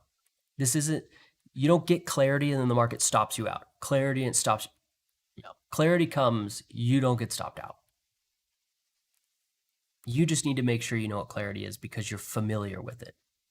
So that when it comes, you know the difference between you just being an idiot and actual like, oh my gosh, I see what's going on. And the only way you get there is it's just hard work. You have to be watching markets, giving something of yourself, engaging, believing, analyzing. That's the only way to, I don't know, it's hard. There's no easy way to teach it. I mean, if you've been at trading for years, maybe you're nodding your head going, oh, I know what you mean. If you're new, if you're newer, you're probably nodding your head going, I don't know. I like signals really good. What's the back test? I'm like, the back test. It doesn't work. This is what works. Trust works. This is a trade. This is a trade. This is major market bottom. This is going into next week. As long as we keep getting the things that we expect, as long as the market keeps moving in the direction like we trust that it should, we'll keep getting the things we want. That's a good thing. I love that. I love to get what I want. I love it. And then you get all the money too, because trust are always the trades that go. They're the ones that go, not just go, they go. The other ones, maybe they go, maybe they don't. But trust trades when you get into the right spot. Those are the ones that you're operating with the people who actually have money and things move. So my expectation is to get what I want. I'm not trying to make $1 bajillion. It's just coincidental that trust trades tend to make more money, which also is crucial because that's why I think they're so important, is they make a fundamental difference in your bottom line. They can actually change the amount of money you have. You're not going from 5,000 to 10,000, which at 10,000, you just blow it back to 4,000 and then 2,000 and then margin call. Trust trades are the kind where that you go from 10 to 100. Huge shifts in the amount of capital that you have because trust is so unbearably difficult to wield while you're in risk that nobody can do. It's never a crowded trade. Never.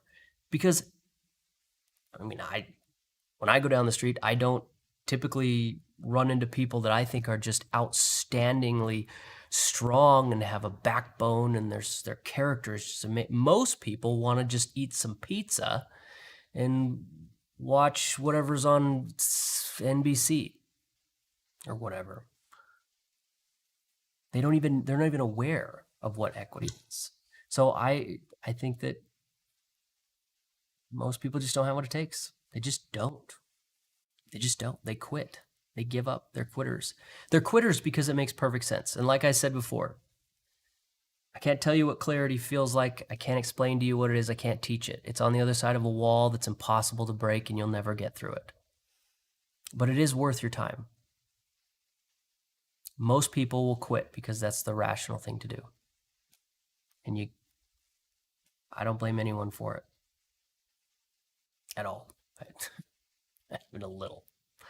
But most people quit because it doesn't make any sense to continue in this direction. And that's why they quit. And it's reasonable and rational. But some people just don't. They just don't. Some people just don't. And they should have. Okay, so what is happening? I'm going to get off my pedestal. I've given you a rant while the thing moved about this. I think it's a big deal. Take it to heart. Disagree. We got up here, and you see this move down here. This is, well, a little too high there. We got a market maker. Somebody with negative inventory. I don't want this inventory. Somebody let me get rid of it. Well, price is coming right back up there. And you can see, get right there, the last place that I can see where it touched. Market maker needs to dump inventory. That's what's going on here. They need to get out of these positions. So they will have been stuck in, on the way down, they get a bunch of buy inventory, and I call it negative inventory because they don't want it, but that's the contract. When you're a market maker, you got to take it, make liquidity. So the market comes back up and you sell out. So you get these spikes down out of a market maker. Does it change the fundamental narrative or what's going on? No. This is typical behavior. Seeing market makers dump their negative inventory. They don't want it. And their objective is not to get a bunch of buy orders that are going to make money. Their objective is to stay delta neutral. They don't want a bunch of risk in one direction or the other. They want to get rid of that negative inventory, so they're just holding on to the things that they have that make money. So they'll offset them and hedge them, do other things until it comes back. And then they just get rid of it because they want to be neutral. And they want to make money in other ways that are less risky, especially when you're putting a ton of capital on the table. So the goal here is just to dump it. If the market blasted through their bad inventory, would they cry about it? No. But their goal isn't to capture directional profits. The risk on that is too high. Their goal is to stay direction neutral. So dumping those positions is sensible. To the rest of the world, we think if you have a bunch of longs here and the market's going to keep going, you should hold. They're market makers, not traders. They want to stay neutral, so they're going to dump. That's why expansion bars work. It's just, it's a difference in philosophy. And a lot of people don't think that way. Unless you're being a market maker, you're trying to capture movement. Whether you're a volatility trader or a directional trader, it's all about movement. To market makers, there's some movement there, but their goal is to stay neutral when it comes to this. They will dump. It doesn't change anything. It's just what they do. So I still see this. I'm not convinced.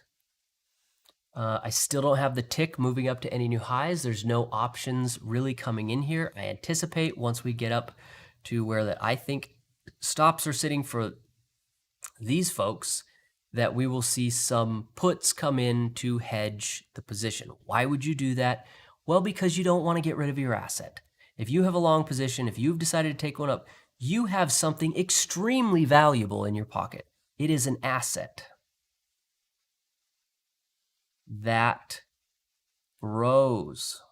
This is going to be valuable. You can take profit on this particular type of position if you'd like, but if you're really crafty, you're going to take a put somewhere and insure your position. Then you'll use your asset as a rental property. And in the future, going forward, anytime the market's going to move down, you're just going to rent it out and collect all the money. And when the market's done moving down, you kick your renters out, you keep the asset, you take their money, and you have a good time. You got everything. You got the assets, you got their cash, and they got what they wanted, which was to act like they owned a good position for a little while. So this is not something that you should be dumping. You need to heavily consider if you'd like to try to be a big boy. They'll hedge with an option or two, and then try and use it like a rental property in the future. This is your opportunity to do that. This is a great position. You are holding something that is very valuable. This is going to be the spot where I anticipate that kind of thing happening. And the reason you hedge is not because financially it's smart or because of the risk reward. It's because you need to sleep at night. You cannot hold an open contract without a stop loss. And you can't have a stop loss if you intend to swing ever. So you need to hedge it, and you need to make sure that your strike, so the strike minus the premium, and you need to be paying premiums, not collecting them. Strike minus the premium.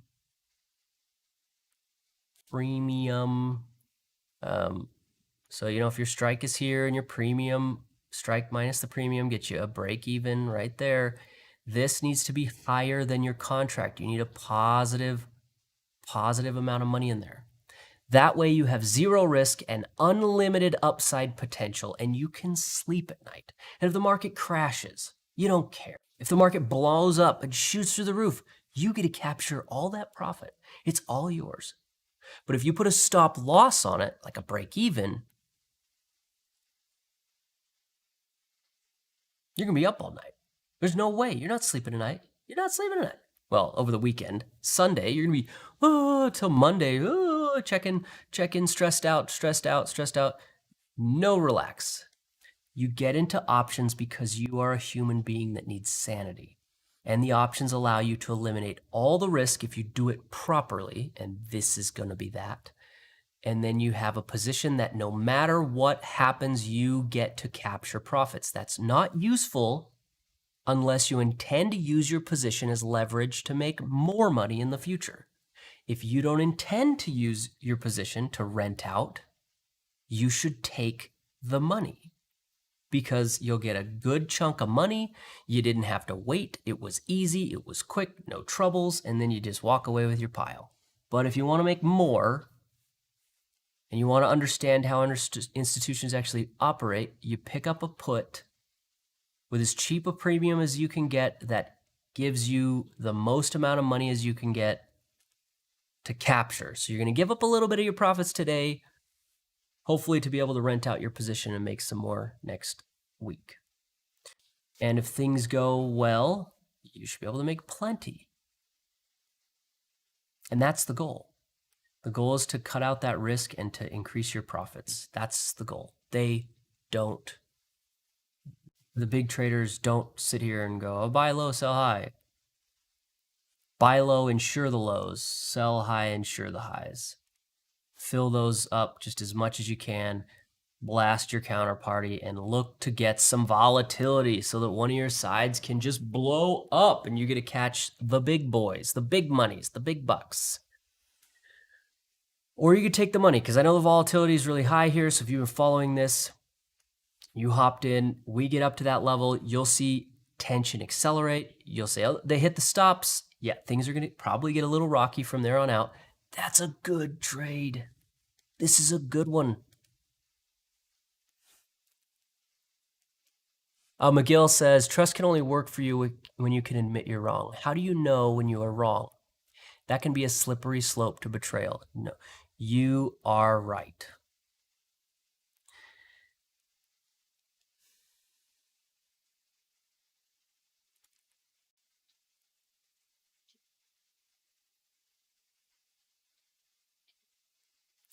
The point at which you're wrong is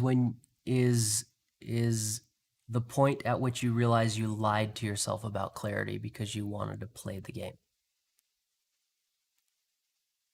That's when you're wrong.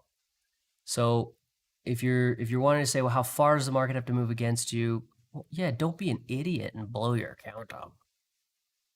I'm not advocating for that. What I'm saying is that I don't believe trades where that clarity comes and trust happens fail. The thing that ends up tipping you off to getting you out of a position is when you can look past your ego and see that you made up the whole clarity thing because you wanted fancy words to justify a position. This is not that. This is clarity. This was a major low. I have been through clarity enough. I will tell you, and I'm going to just say it as a very experienced person, that's what this is. It is why this is moving this way. It's because big money trades trust. They don't give a damn about signals.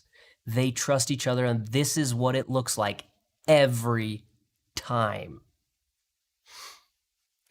if the market's struggling and it's moving against you and it's awful, the question you need to ask is not, should I betray myself? It's to examine the person you're trusting. Examine them. It's not betrayal to say, I don't believe you. It's betrayal to know that you should act like you're going to, and then not receiving enough video to maintain smooth streaming. Well, okay. This is why I say I can't teach it, because you have to understand what clarity feels like. And that's why it's a slippery slope. It's also a very expensive skill to learn. But this is the paycheck. If you went long, you're collecting the paycheck of clarity, of trust, not signals. I don't care what your signal said.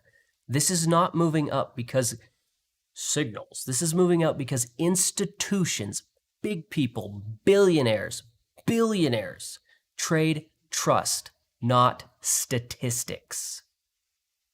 This is what it looks like, this kind of thing. It's like, well, why did it move so much? My goodness.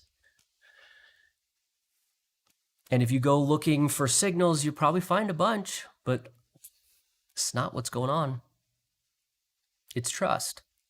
It's a difficult thing to understand. So, I mean, first of all, once you enter a trade, you should have some expectation and understanding of where the participant stops are. If you're hopping into a trade and you don't understand your risk profile, you shouldn't be trading. You need to know where the institutions are probably going to be putting their stops on both sides. You need to know who's going to pay you. You need to know who on God's earth is going to push the market, because your pathetic account's not going to keep buying. So who on earth is going to buy after you? Who's going to inject all this capital? If you don't know who's supporting your position and you don't know who's paying you, you're not doing it right. And knowing who they are should tell you where your stops are. And you shouldn't hold past that for sure. But the thing that really should tip you off isn't that the market moves against you. You should figure out you lied to yourself long before you're taking huge losses. You are constantly examining the person you were when you executed your trade. That's what should tip you off. When you look back and you say, you know, maybe I don't actually think that was clarity. I think I just got excited because price sweeped up 3 points and the FOMO got to me. And instead of using my brain, I said, I feel clarity. That justifies my FOMO. And you try to make your silly emotions somehow legitimate. Legitimizing emotions is going to crush you.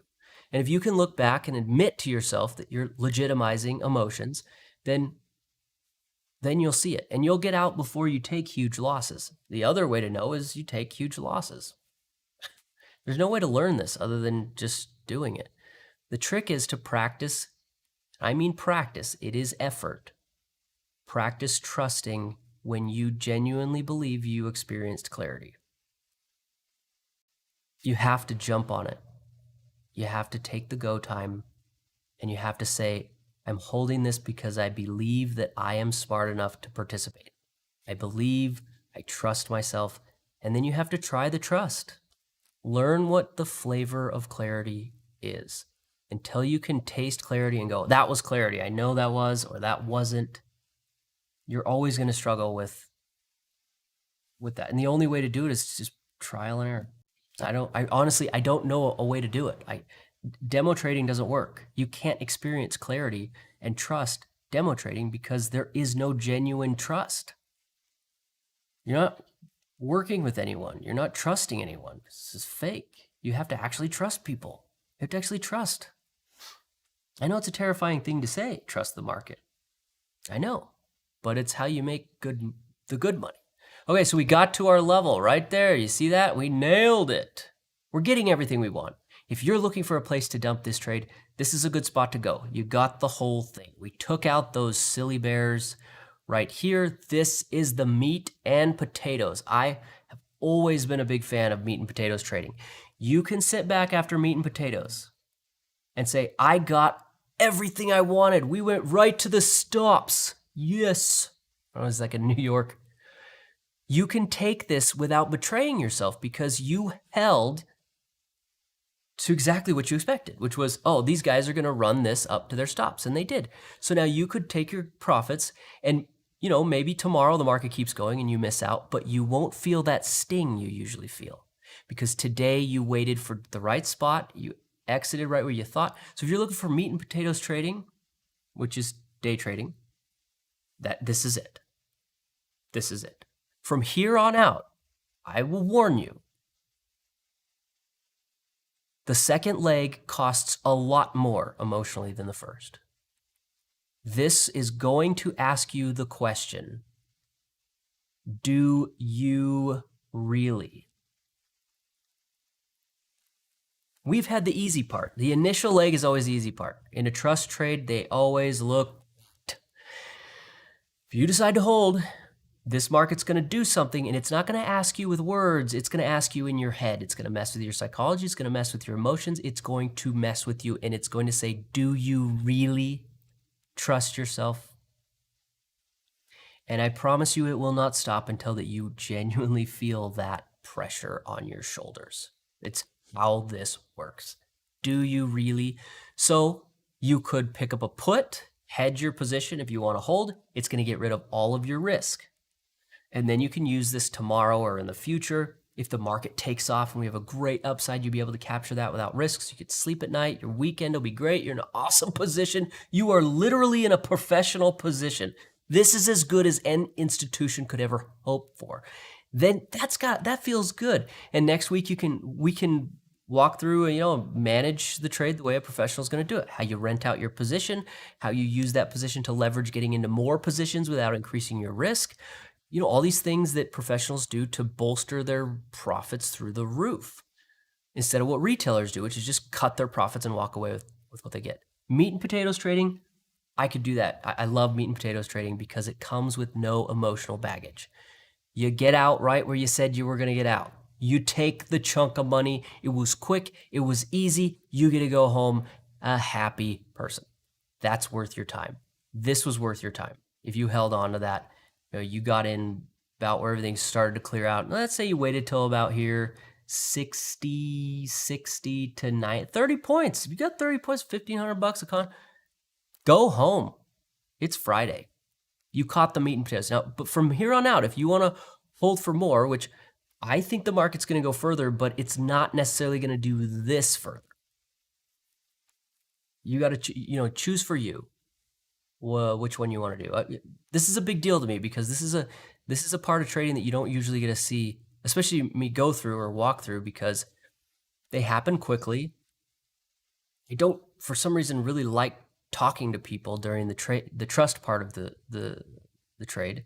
I'm trying to ramble about it as much as I possibly can so that I get all this information out while it's going on, because these moments are rather rare, and where that you're listening and I'm seeing, and we can communicate about this while it's happening. Most of the time, I see the event and I'll just keep it for myself. I don't have anything to say to nobody. It happens, and I go home. I'm at home, but you know what I mean. And you don't get to hear about it. So most of the time, that's the way it goes. I'm trying to walk through this so you can understand. We're done with meat and potatoes.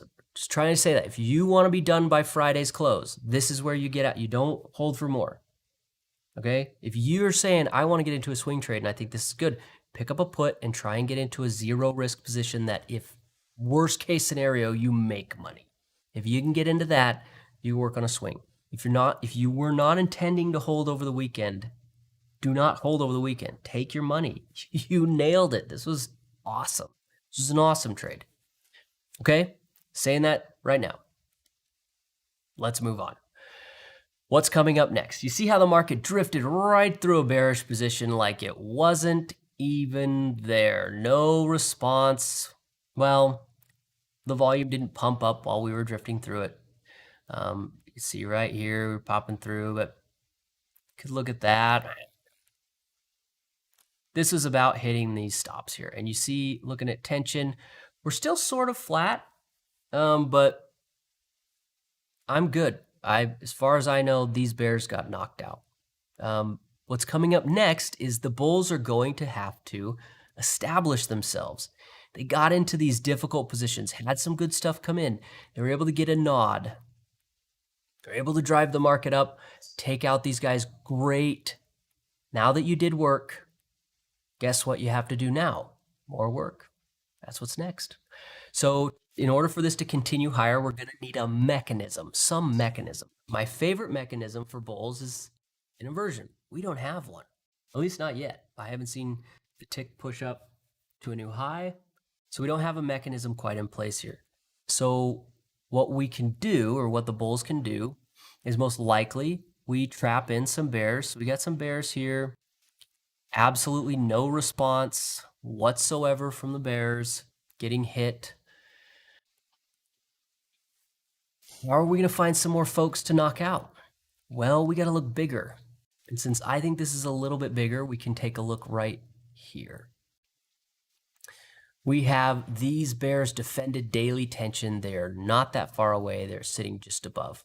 The bulls can pick up something, hit a grand slam. Now's the time to do it. If you're going to manipulate the market, I don't think anything that's happened so far is manipulative. Now's the time to do it. Now's the time to run an algorithm that's going to pop the market up a little bit and pressure this daily defense. Because if this thing gets pressured and they get squirmish, they're done. They're just done for. So that's the next thing that these bulls are looking at. We got our eyes set on here, but we got to do the next thing. So we could see the market sample some bulls, probably with decay, probably not with velocity, because decay is a lot closer. So this looks like a switchback. You pop through and then come back and sample. And at that point, the bulls could establish themselves. The problem here is going to be that I think there's a bearish position sitting here, which I'm going to mark. And it's never good policy to pay the loser. But I don't think these guys are going to take profit anyway. These guys think the market's going down to $0. If anyone's there, that's what they're thinking. So we could see the market sit here for a while, maybe lean back, get a bullish sample. The reason that'll be useful is to get another position in here. Remember, this would constitute teeth. So expect it. Don't be surprised by it. Anticipate the fact that this would be a secondary position in a bullish thing, and that the market loves to test the stops on that position. Teeth. Anticipate it. Once we get a bullish position, then the question's going to be, who's paying? Who's going to pick up the check here? So we'll need to figure out who the bears are, where the bears are. I see a couple. Probably some shadow bears popped in here a little bit. No real response out of them, so I'm not looking at this as an institutional one. The one that interests me is from the overnight highs. Those are the ones that I'm interested in, because those are the ones who defended that pivot on the stat ADI, and those are the ones who defended the daily zero test. Those are the big boys. And the only way to really get up to those big boys and get through there is to make sure you got somebody paying your way through. The easiest way to do it is a bleed. A bleed is where you constantly have sell signals all the way up,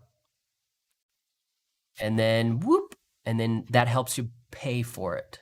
You can run an algo, which I think they could absolutely fund right now, or you can trap in an actual bearish position.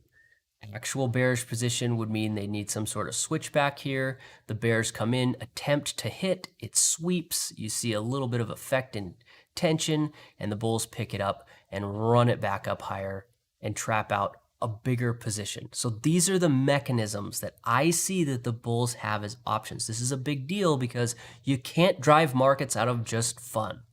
You need a way to do it. Inversion.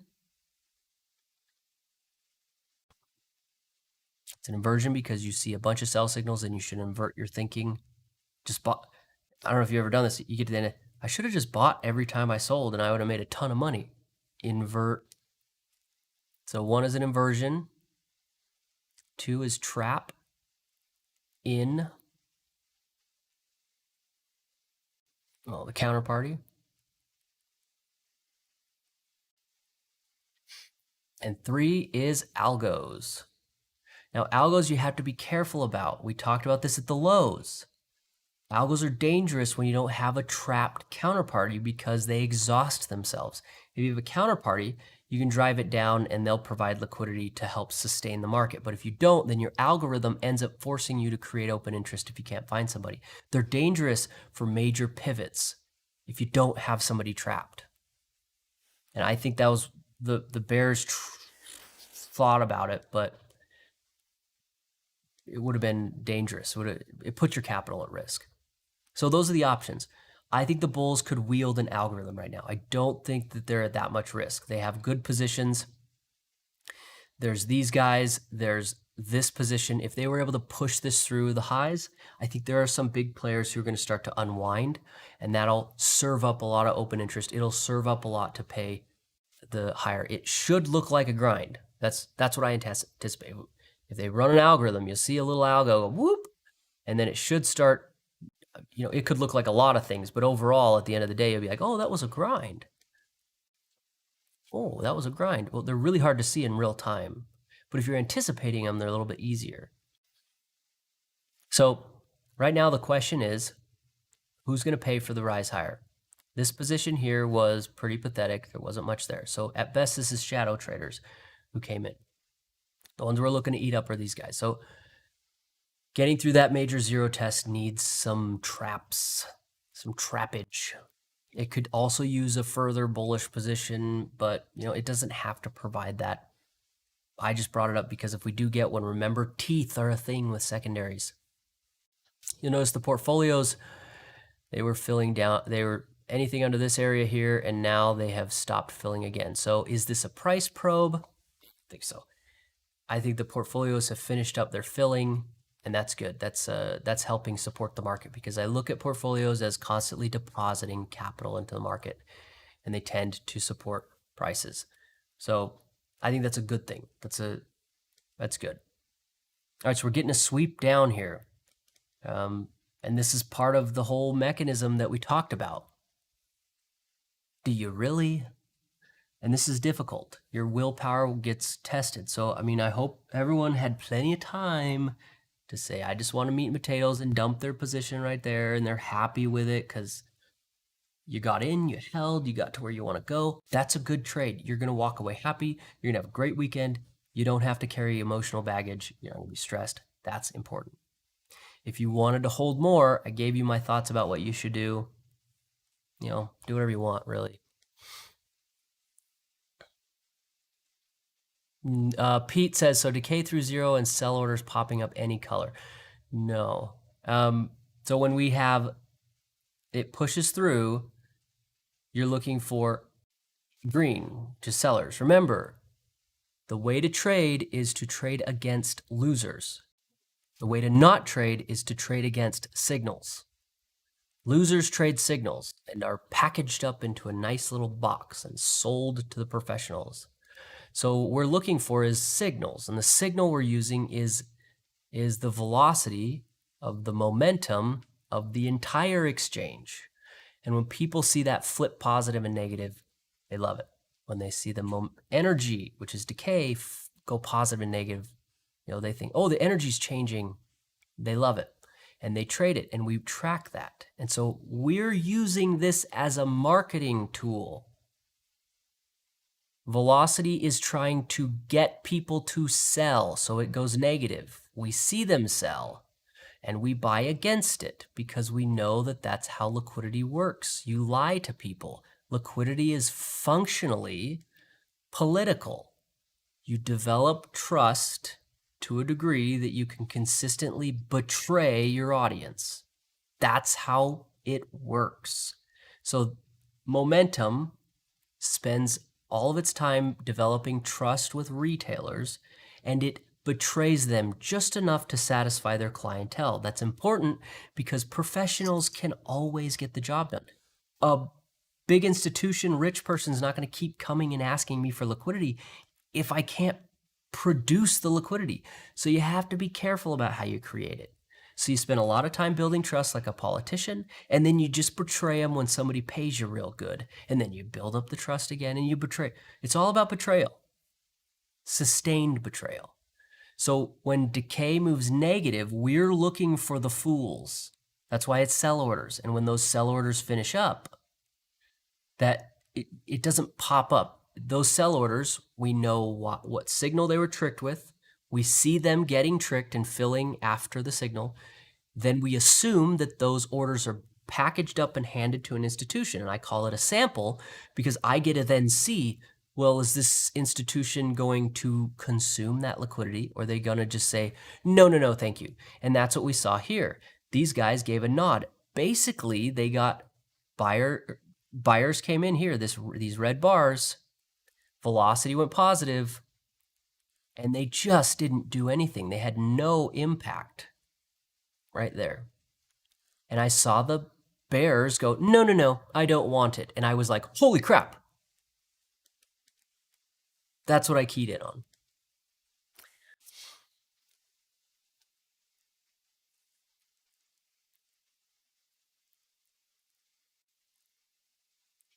Bulls are giving the latest sellers break even. No, the bulls don't give a crap about retail. Just so you know that the people who have a lot of money do not consider or think about anyone else, ever. They don't care about betrayal. They don't care about break-evens. They don't care about anyone. What they care about is that they can give a phone call to their guy and they say, hey, buddy, I need liquidity and I need it at 374 on the SPY. I need that liquidity. I'll give you a cool 100 grand for it. Oh, you can't do it? You know what? Never mind. I'll call somebody else. So you'd better be able to package up that liquidity. When they get the liquidity, then what they do is they have this magical tool. It's called billions of dollars and endless debt that they can wield. So they buy into their liquidity, and then all of a sudden, they do this thing that no one else can. They push. No one else can push. So you need to get in front of them. So we can't actually see when they buy and sell in real time. We see just a little bit after. We have to wait to see if they did buy and sell. And then we have to infer their intentions. The golden ticket, the most valuable thing a human being could possibly know in the market. Let me tell you the secret. Are you ready? I'm going to tell you the most important thing you could ever learn for the financial markets. The number one data point you could ever know. It's the most valuable thing. You ready? Is everyone listening? The intent of big portfolios. I don't care what they're doing. I care what they intend. Just like I don't care if you call me a big fat jerk. How you intended it is way more important.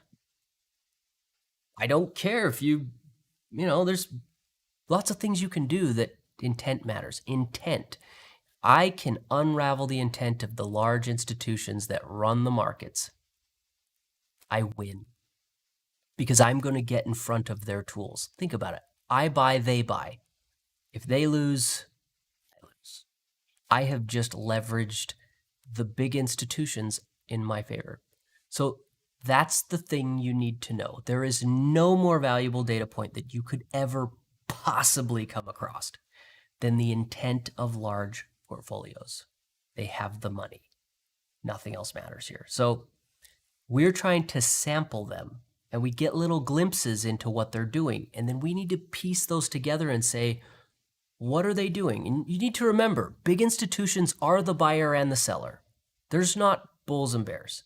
There are people making money. Just like there's not Democrats and Republicans. There's no lefts and rights.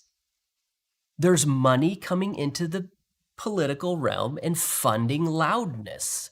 And it's just people making money in one direction, or people making money and there's no left and right. It's just money making. And the greatest lie ever is to think that you were one or the other. It's just money. Money, money, money, money. It's the same in markets. So you don't usually see where the bulls and the bears are both playing. That's why a nod works, is because we picked up in real time, oh, the institutions are not bears anymore. And then they were bulls.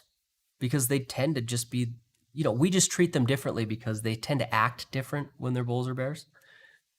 So your goal is to unravel the intent through these little tiny glimpses that we get, sampling them. Then we look to make sure that the scale is correct, because this is the probabilities of the entire 3,000 stocks in the exchange. Only big players have any impact here. There is no $100 million accounts here. No, sir. 500 million? Not enough. You need billions. Billions. You are huge if you're impacting the probabilities of the market, not hundreds of millions. So we go, oh, here's a sample of somebody consuming liquidity. How big was their position?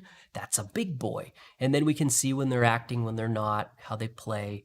And you figure out their intent, and you get to make the big boy money too. If you can't figure out their intent, your signals won't save you.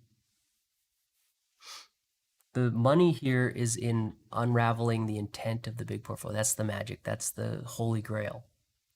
And boy, do they hide it. Well, not from each other, but they don't care about retail, because when they all get together, markets move. They decide, they vote on it. It's something they decided 2 or 3 days ago.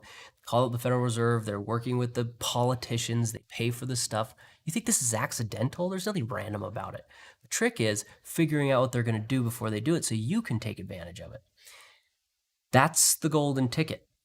They talk to each other. They don't give a crap about what you do. They don't go for your stops. You know who goes for your stop is your broker and your market maker, because they're desperately trying to consume any orders anywhere so that they can fill these big orders they're getting from people coming down the pipeline.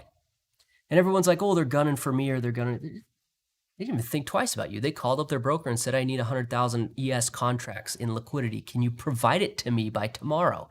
And the broker, whoever they're calling, their liquidity provider, probably Robinhood these days. Yeah, I'll get you that. No problem. No problem. You know, they manipulate the data you see, you see this and that, you act here and there. You don't realize you're getting baited into just providing liquidity so that freaking the Robinhood CEO could collect another $150,000 on his bonus this year. It's the game. So you're aware of this game. You just need to be aware that you need to pick out that narrative. We spotted the traders. We saw what they were doing. We figured out their intent. And that intent came with some clarity, which is a huge deal. And then we had an excellent move. And we get a good, that's the deal here. These traders don't operate on a 1-minute chart. It's just I use a 1-minute chart to observe them. They operate on daily timeframes. I trade day bars, but it doesn't look like that, does it? It looks like I trade 5-minute bars. I don't. It's just this is the charts I use to look at day bars, because the proper analysis is daily charts being daily analysis looked in real time on 1-minute charts and then traded on 1-minute charts, but handled like they're taking advantage of daily opportunities. That's, you go up, down, then back up, not the other way around. And that's why most trading indicators or trading platforms do not provide you that type of analysis. Most of them do not provide you daily analysis tick by tick on a lower time frame. In fact, most traders probably don't even know what I'm talking about. You have no idea. It's probably a confusing thing for me to say. I don't understand. How can you have a daily analysis on this histogram is a daily analysis. It's on a day bar daily. And you might say, I don't understand. How can you have a daily analysis on a 5-minute chart? It's like, because that's the proper way to do it. You're just not familiar with it because it's massively concealed from pretty much every trader I've ever met. Nobody does it because it works really well.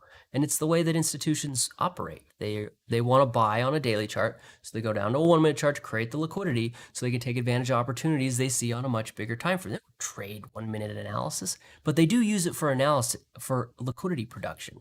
So we do too. So hopefully you can understand why this is sort of structured this way. And the scope of these things. Now, I oftentimes just take meat and potato trades because stress.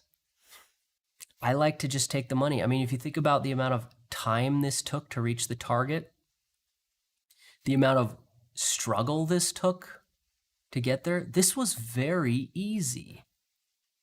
You can walk away with easy money, and that feels great. And I love that feeling.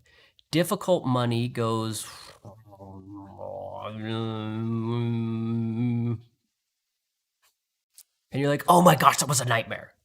And this is very emotionally intense because you have to keep a rein on yourself the whole time. It's not just stressing you out, it's tempting you to do stupid things. This is very expensive. In my opinion, this looks costly. And it's like, is this rally really worth this pain and suffering? And I'm like, yeah, maybe not. Is this rally worth it? Heavens, yes. Oh my goodness. So, we're trying to meat and potatoes. Go ahead. Yeah, that's the good part. But you have to realize these are higher time frame analyses. I just speak on a 1 minute time frame. Anyway, I don't even know. We're like rambling. There's not much else to be done here. At this point, I think that we're going to be looking for any time where we get some puts to pop in to get some sort of hedge going on. We pushed through this area. We had a little bit of difficulty here. But remember, I told you it was going to ask you that question. This, in my opinion, was not that much pressure. You've been trading long enough. You know a lot of good trades lose 50% of their value before you get the second leg. So I'm seeing this come back like that, and it's like it hardly even made you sweat. You didn't even question your life choices. You didn't even think to yourself, maybe I should have never sat down that one time 13 years ago and looked at charts. Maybe it didn't even make you question anything. It was just a little move, just a little baby one. But you can see tension. I mean, think about this from the bulls' perspective. They were able to take out, use these, anyone trapped here, a little bit there, to drive this up, and they're able to get tension to go. They're doing some work. The next people are these ones. We could see a bullish sample. It's not necessary, but if it does happen, beware of teeth. At this point, it looks to me like they're going to try and squeeze the market instead of get a bullish position and trap anyone. So a squeeze is going to throw you a bunch of sell signals. All your back-tested winners are about to pay the price for being winners, which is they're going to be facilitated through this nice shape. It's bad signals.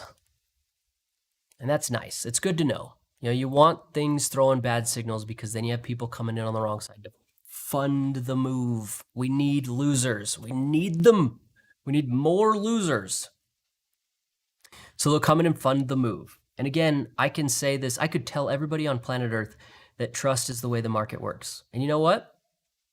I won't destroy my edge in the market. Did you know that? I won't destroy my edge because 90% of them won't believe me. 9% of them will believe me, but be absolutely incapable of the ability or the skill, the talent, the work that it takes to learn that talent. And then there's 1%, and half of those people are already doing it, and the other half of those people, they're doing other things that don't make any sense, but they work. Nobody will believe me. It doesn't matter. You can tell people all day long that that's how trading works, and they don't believe you. So it's a very safe trade. That's why it works so well. Nobody will believe you.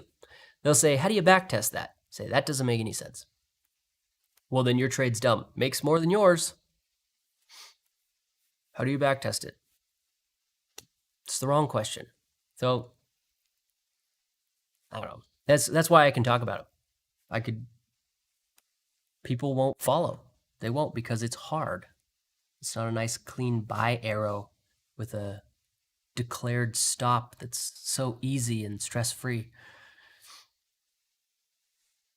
Like those aren't stressful after you trade them for a week or two and you're like, where'd all my winnings go? I lost all my money. And you start to be stressed. Huh? I got the tick at 1100. I got 1400 on the tick. It's getting there. It'd be nice to see. I would have loved to see the tick give me an inversion here. Well, let's flip over. I'll show you.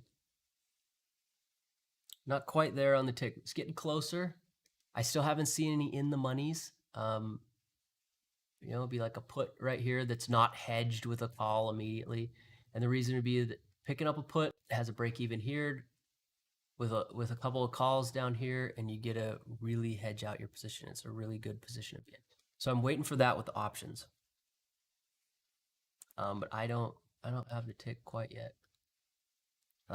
That is one heck of a V shape. I mean, that says V. That puts the V back in whatever has a V in it. Epic. That was an epic low. We're right back to that algo that I was talking about. It was an algo they ran that, for lack of a better term, pissed me off. Not because it destroyed a position I had, because it just pissed me off. Like, I was doing the analysis, I knew exactly what was going on, I had worked out everything, and they did it anyway, and it made me so irritated at the Bears that I just was like, I am not the only one who sees what's going on and sees just how absolutely stupid these Bears are. So I marked it. I'm going to leave it there because it irritated the crap out of me so much.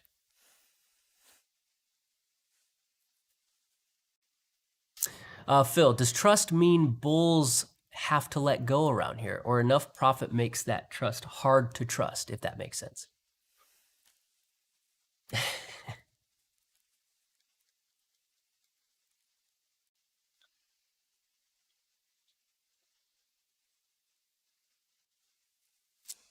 Trust is a state which allows you to know the unknown. It doesn't quite come with like limits, and I think you're sort of saying, okay, well, at what point do you walk away from trust? And that's an extremely valid question, and you're like, well, when do we end the trust? So what I'll do is, up until we get exactly what we wanted, we got what we wanted, I operate off of sheer trust. And I observe the data that way. Now that we got everything we wanted, so this zone here is trust land, and you're still going to have to trust. But the question is, what exactly was it that you were trusting? This is going to help you understand, how to start to phase out of trust and into maybe some other things. We were trading the idea that these guys were going to get up to the stop and they were going to drive tension towards zero. That was the whole philosophy here, right? And then there was some other things that happened that sort of made it a little bit more reliable, and you moved to trust mode. Then we got everything we wanted here. So I think at this point, sheer trust, you could start to lean, fade out on that. The thing is that the fact that this is continuing higher isn't so much to do with trust. This could get there and we could have all sorts of things happen here. My expectations are not to see another leg higher. Sure, do it. Fine. But it could do stuff like this. Once you get everything you want, the question you need to ask at this moment, and I tried to cover that, is do you want to hold or do you want meat and potatoes? And if you want meat and potatoes, you should have already gotten out. You're not missing out here because this absolutely could have pressured the bulls a lot more. It hardly did any. So if you already got out, this is a good spot. If you picked up a put, remember, you're not holding. So if you picked up a long and you have a put here and you're like, okay, I'm in a position, I'm so happy about this. Remember, you're not holding for this rally. You're holding for this rally. Because giving up a huge chunk of your profits for a second leg isn't worth it. You want this. You want to push all the way back to the all-time highs, and you want to see it push higher. That's what you're holding for. Because you think that this setup worked out great and the opportunity's there. So what you're going to do at this point is not say, I'm right because it's continuing. What you're going to do is say, what needs to happen next? And always remember, there's work to be done. Things are not free. So this could absolutely come back. There's no reason that we can't pressure the bulls. I mean, this is working out wonderfully. It looks great, but don't be misled. This was the target. This is just being very nice to the bulls. This is the objective. We talked about scope a long time ago. Remember, the first scope was getting this up to here. And that basically covered most of it. We saw where it was headed. This is the other scope. So how far can this move while we get 30-minute up to zero?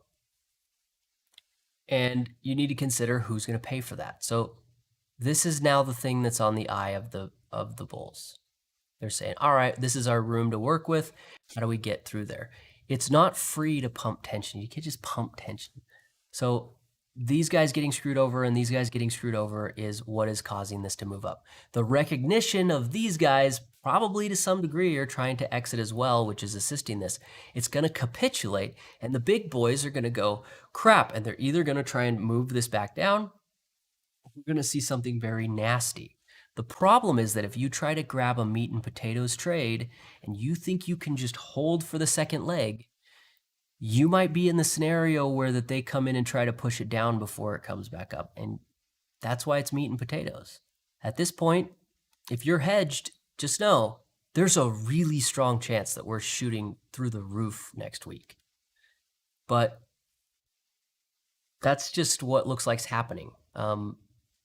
Conditions can change over the weekend. On Monday, we could see things change and the weather change and everything goes. And I'm going to input that data when we get there. That's how I'm going to operate with this. So I guess to answer your question in shorthand is, I run until I get everything I wanted. And then I start to input data again. But the fact that I had clarity down here gives me a lot of confidence in this low. I won't even think about trying to swing trade into positions because you're going to give up a huge chunk of your profits trying to ensure you're long. And so it's like, if you want to take half of my profits just to give me a half back, that's not worth it.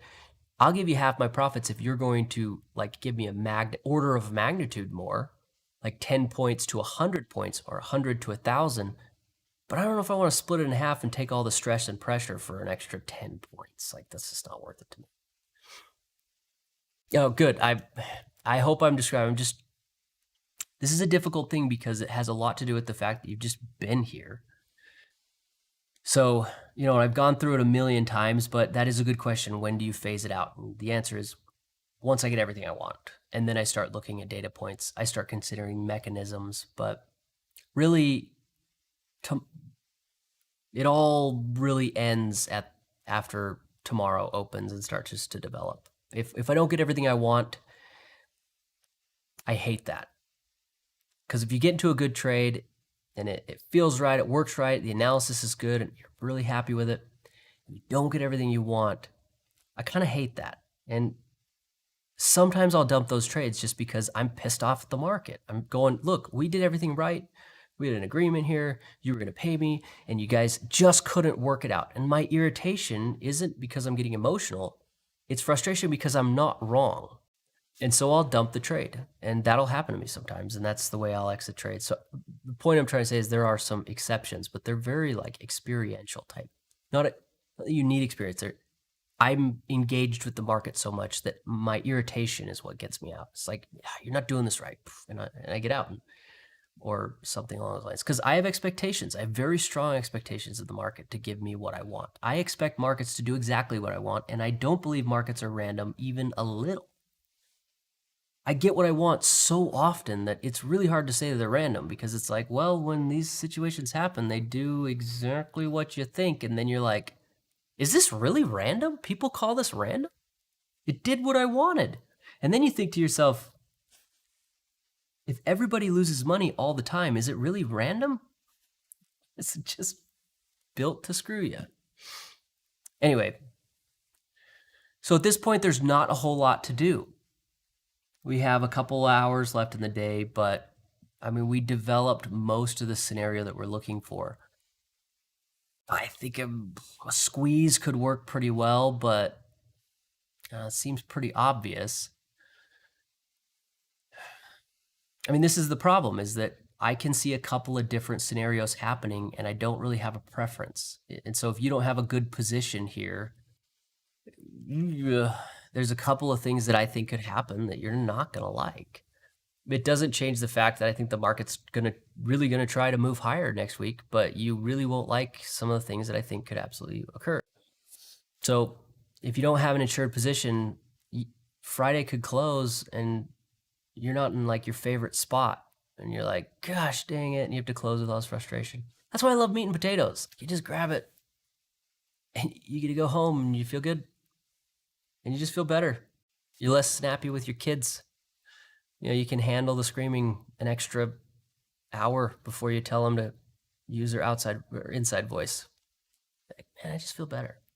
And the fundamental reason here is betrayal. It's if you exit when you mean to exit, you can walk away without the emotional baggage. Or if you position yourself properly to take advantage of something you believe is real, you can also walk away without baggage. But you can't walk away completely betraying the whole concept you were trying to trade, or you're going to have a crappy weekend, even if you make money, because you'll get out early and then you'll be like, gosh, dang it, I should have held for more. And you feel the opportunity loss, or you position yourself poorly and you try to hold for a swing and you decide you don't want to give up your profits. So you put a break even and it hits your break even and you, I gave up all my profits, and you're frustrated. And it's not frustration, it's betrayal. You didn't do what you were supposed to do. And I don't want to deal with that. It is like one of the rules that it's not even a rule. I just don't like it. It's like disgusts me. I don't want to do it. So I avoid it because it hurts me. I have enough experience knowing that it hurts. There's just not much more to do here. I mean, if you're holding, you're holding, and there's a good chance we're moving up higher. When? Right now? Maybe. That'd be cool. But I really honestly don't have a problem with this moving back down a bit before it moves higher.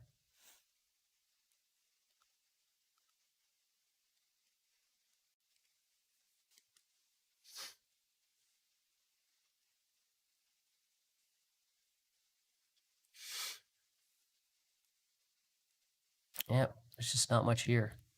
It's like at this point, there's just not much to do. What else is there to do? Like, it's just going to play out.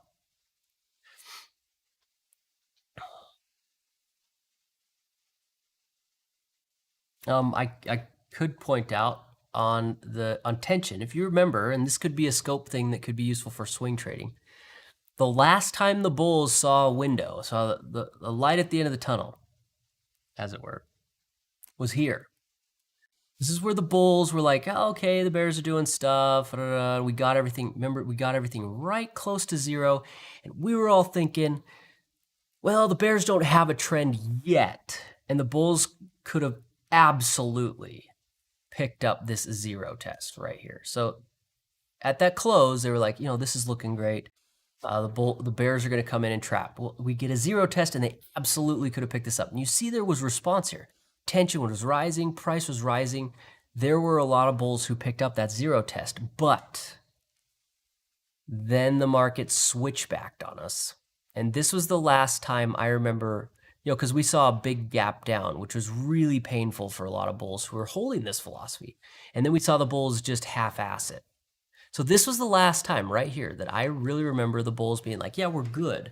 So this is going to be an important spot, because anyone who just either shuts off their brain, doesn't care, or they're cash averaging in for the whole rally up from major lows from months ago, they'll just add here and be like, ah, crap, I was wrong, and they'll just leave them there. So there's going to be positions here that are, what makes them useful is not their size, it's they have a 0% margin. So they're cash, not debt. And they're swing, meaning they're willing to hold overnight, obviously. These two things matter a lot for how the market treats your position. How much margin you have associated on your account, which you cannot change. Your broker decides if your trade has pressure against it or not. And if you're willing to hold overnight, the market treats you very different. So these positions are more important because of these two features. Having a large intraday position is nice, but if it's saturated in margin, it's sort of like a boat that's half full of water. Or all the way full of water, as far as I know. They don't have to report it to you, so they could add as much margin as they want. And then the other thing is their willingness to hold suggests they have a larger account, so they can hold swings. So it's very difficult to just find their stops. So the market treats those orders a little bit different. They are a liability. So there's a lot of that. But that's the last time I remember bulls right there. And then the bears came in and just decided they had an idea. And they changed the market, and they defended daily tension as best they could. And today, I think they made a mistake. Should have ran the algo that would have failed at the lows. I don't know, but they made a mistake, and we saw it. So I think this is probably the next point to get to after here.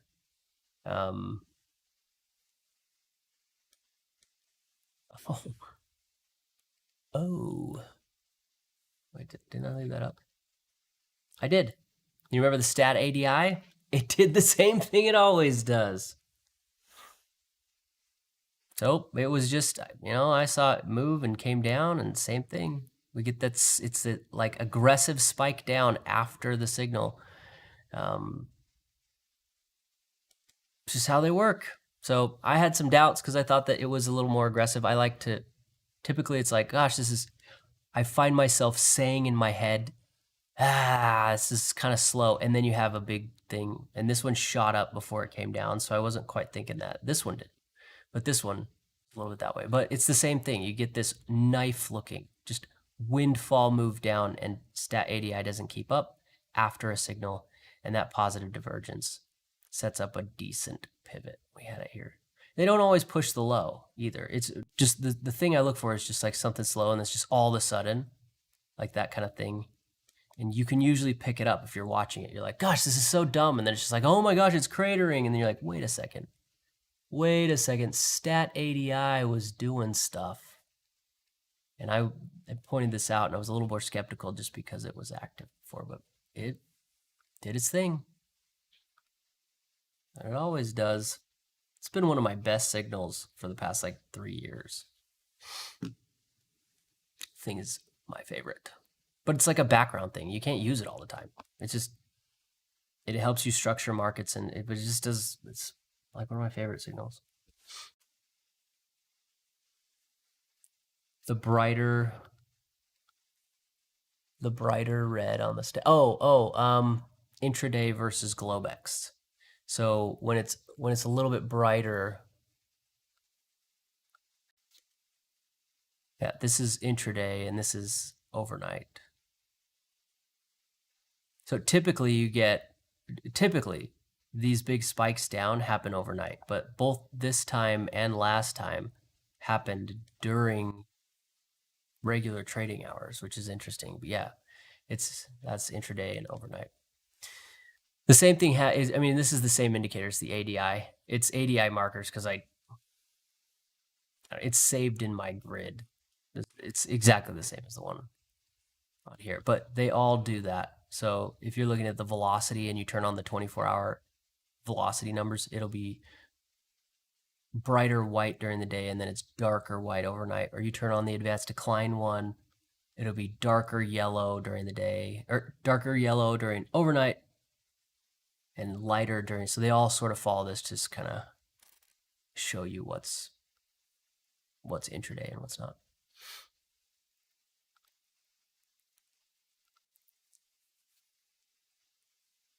Oh, you can actually see it right here.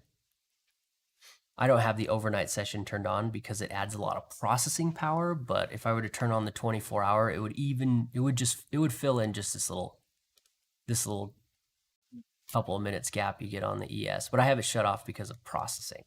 So it'll completely bypass doing all that calculation. So you can put it on futures charts and stuff and not have to, because it'll, you get a bunch of charts going, you start having to pick and choose.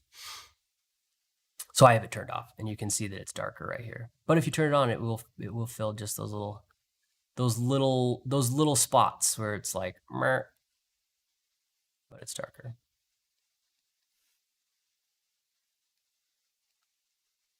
I should show you.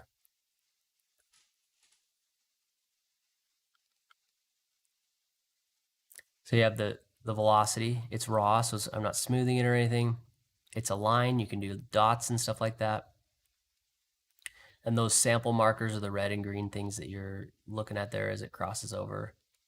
You do the labels for the overnight, which is, you can't see them, but they pop up So this will stop at the close, and then a little white label shows up next to it, and that's the overnight numbers. Each one will have one pop up next to it, and those are the overnight 24-hour numbers.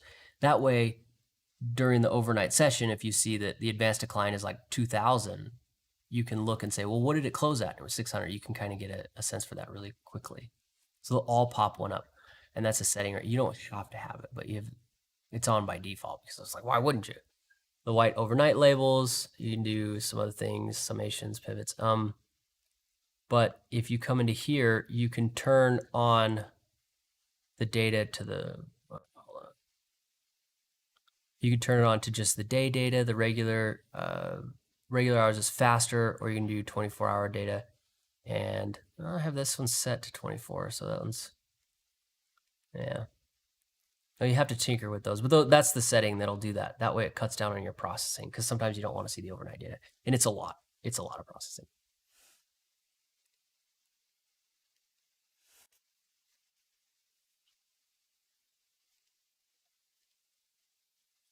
I guess we're just going for it. All right. Now, I want to be clear. If this is not the first time I've seen this kind of situation. This is not new to me. I want you to know that this was the end of the meat and potatoes. This is being very nice to bulls. Okay. I have seen a lot of different outcomes. I've held through them. And typically the market pressures you real good, makes you question things, and you need to know what you want to do beforehand. This is just being super friendly. In fact, if you took profits here, you may be starting to think about FOMO. And what I want you to tell yourself is you handled this trade perfectly if you got out anywhere in this range. That is a beautiful trade. Conceptually, you did an excellent job. If you picked up a put and you're seeing this going, remember, this is not common. I've seen this do this a lot. This is not the first time I've seen this trade. It's not the first time I've seen this setup. It's not the first time I've experienced clarity and felt like trust came into the market and institutions were backing it. I've seen this many times. This is being very nice to the bulls. It's like, I don't know, it's just so friendly. I just feel like it's a friendly market.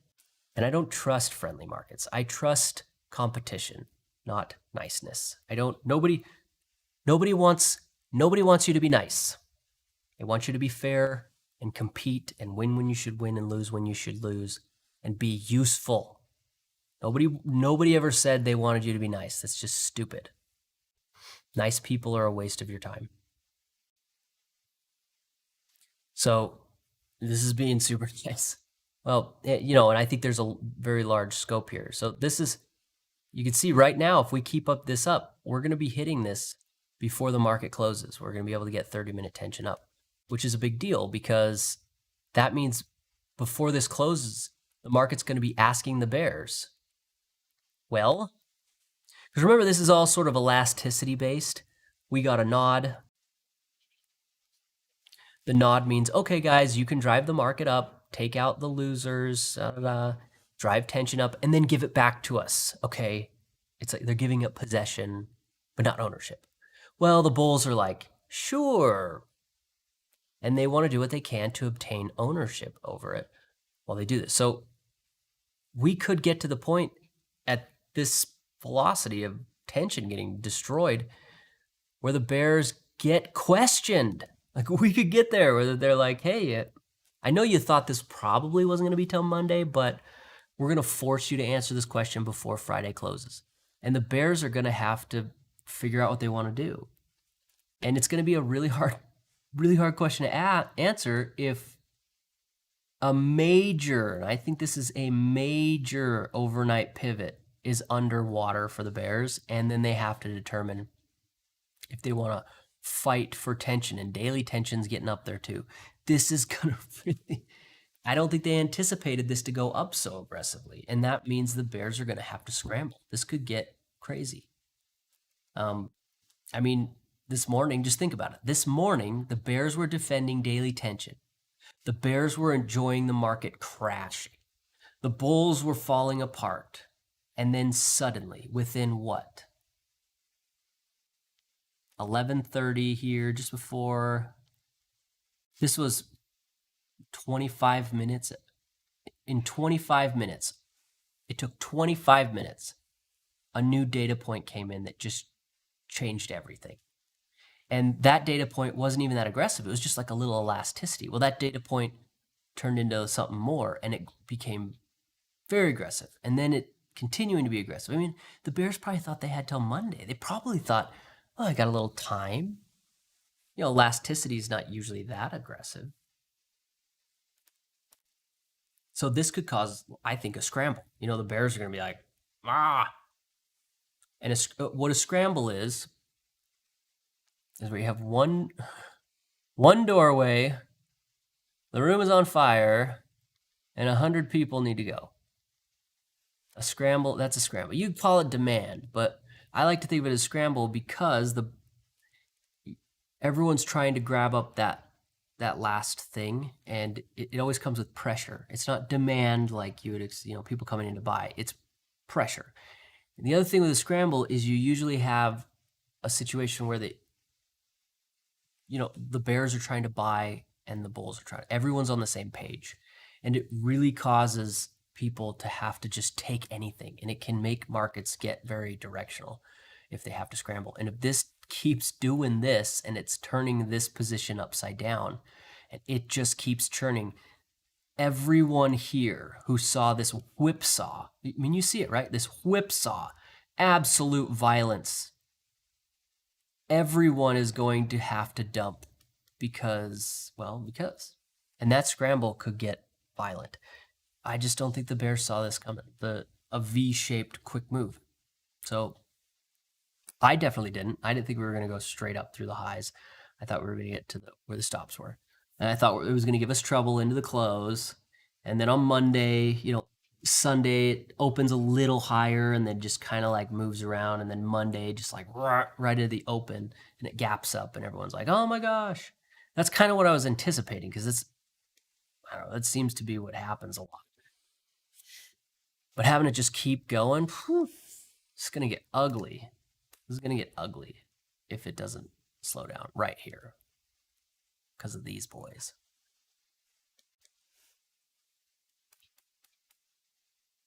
Couple of in-the-money calls, nothing special. Tick still hasn't pushed a new high. I guess it's inverted on the tick. Like the tick high is here. This is an into. It's into the low. I don't like into as much as I like out of. I like the tick high to be on the out of, like here or something. Or even here would be better. Having it into, it's not my favorite way. I mean, it's inverted, yeah, but it's not my favorite way to see it. But I guess I can't be picky.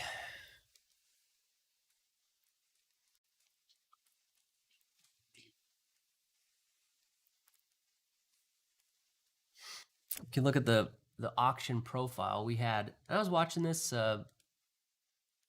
We had the low volume here. It was fast, which I think if you were here watching, it felt very fast.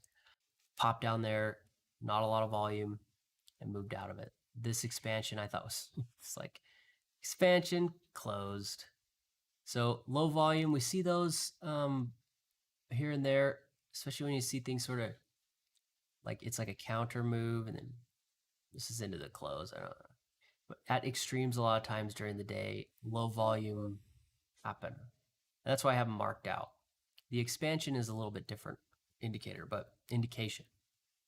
But we do have a low, fast low, which lines up with a V shape. I mean, I don't think anyone should be surprised that there was low volume and fast. I think you should be like, oh yeah.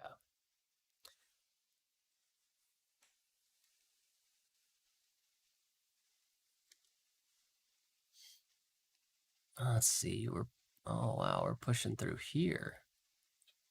Oh, look at that. Okay, so we have a multi-day decay retest here going on. Okay, so the way this works, we get our multi-day. This is the wide part. It goes all the way over. It hits. And then you have the short part, which is where it pushes back a little, or maybe a little more or something, and then it pushes up again. And you see right there, we are getting the trapped orders coming in. Oops. All right, we have a bearish position sitting right now. Now you have to remember the thing with a bearish position like this, a decay retest, your stops will be right above where you're at. That's the thing you give up. So this could play into assisting the market going higher.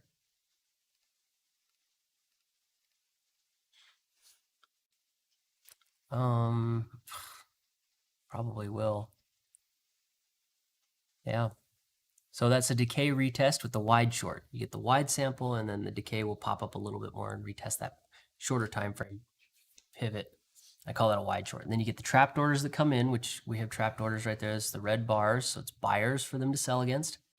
And then you need a bar of new lows to show the market lurching in the right direction. And then you say, okay, and you look for price response, and we can see a little bit there. Does not look enthusiastic at all. We haven't seen, these bears did not hit. These bears did not hit. And one of the things that I look for with the decay retest is that they want to hit. You want to say, oh, the bears were trying to get in, but they've been having a hard time. I don't think they're trying to get in, so less credence to this. Also, is it their last option? Yes. First one is the side is trying. The second is the last option. These are important. And three, does it make sense? You know, like looking at the way everything's sort of set up. You know, I might phrase the last one a little bit different now and then. But really, it's like, does it make sense with what's going on?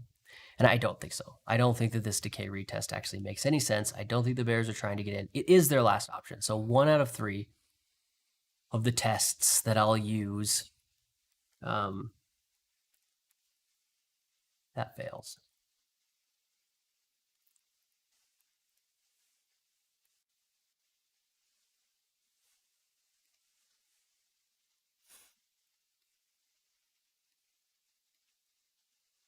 I gotta be honest. I'm like sitting here thinking to myself, like, that low was epic. Everything was great. It was just peachy. It ran, nailed everything.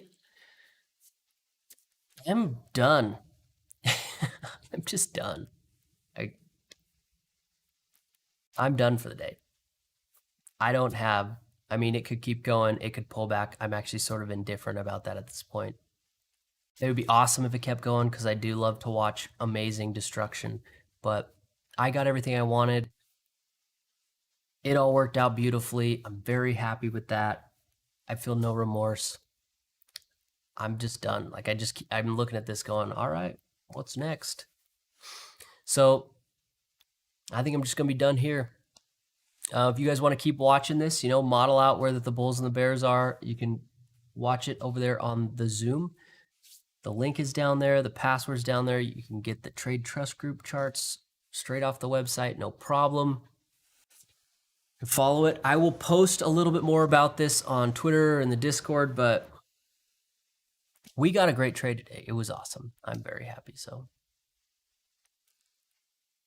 yeah, I am interested to see what happens when tension gets to 0, but that's going to be a little while, and the implications I have no intention of doing anything with.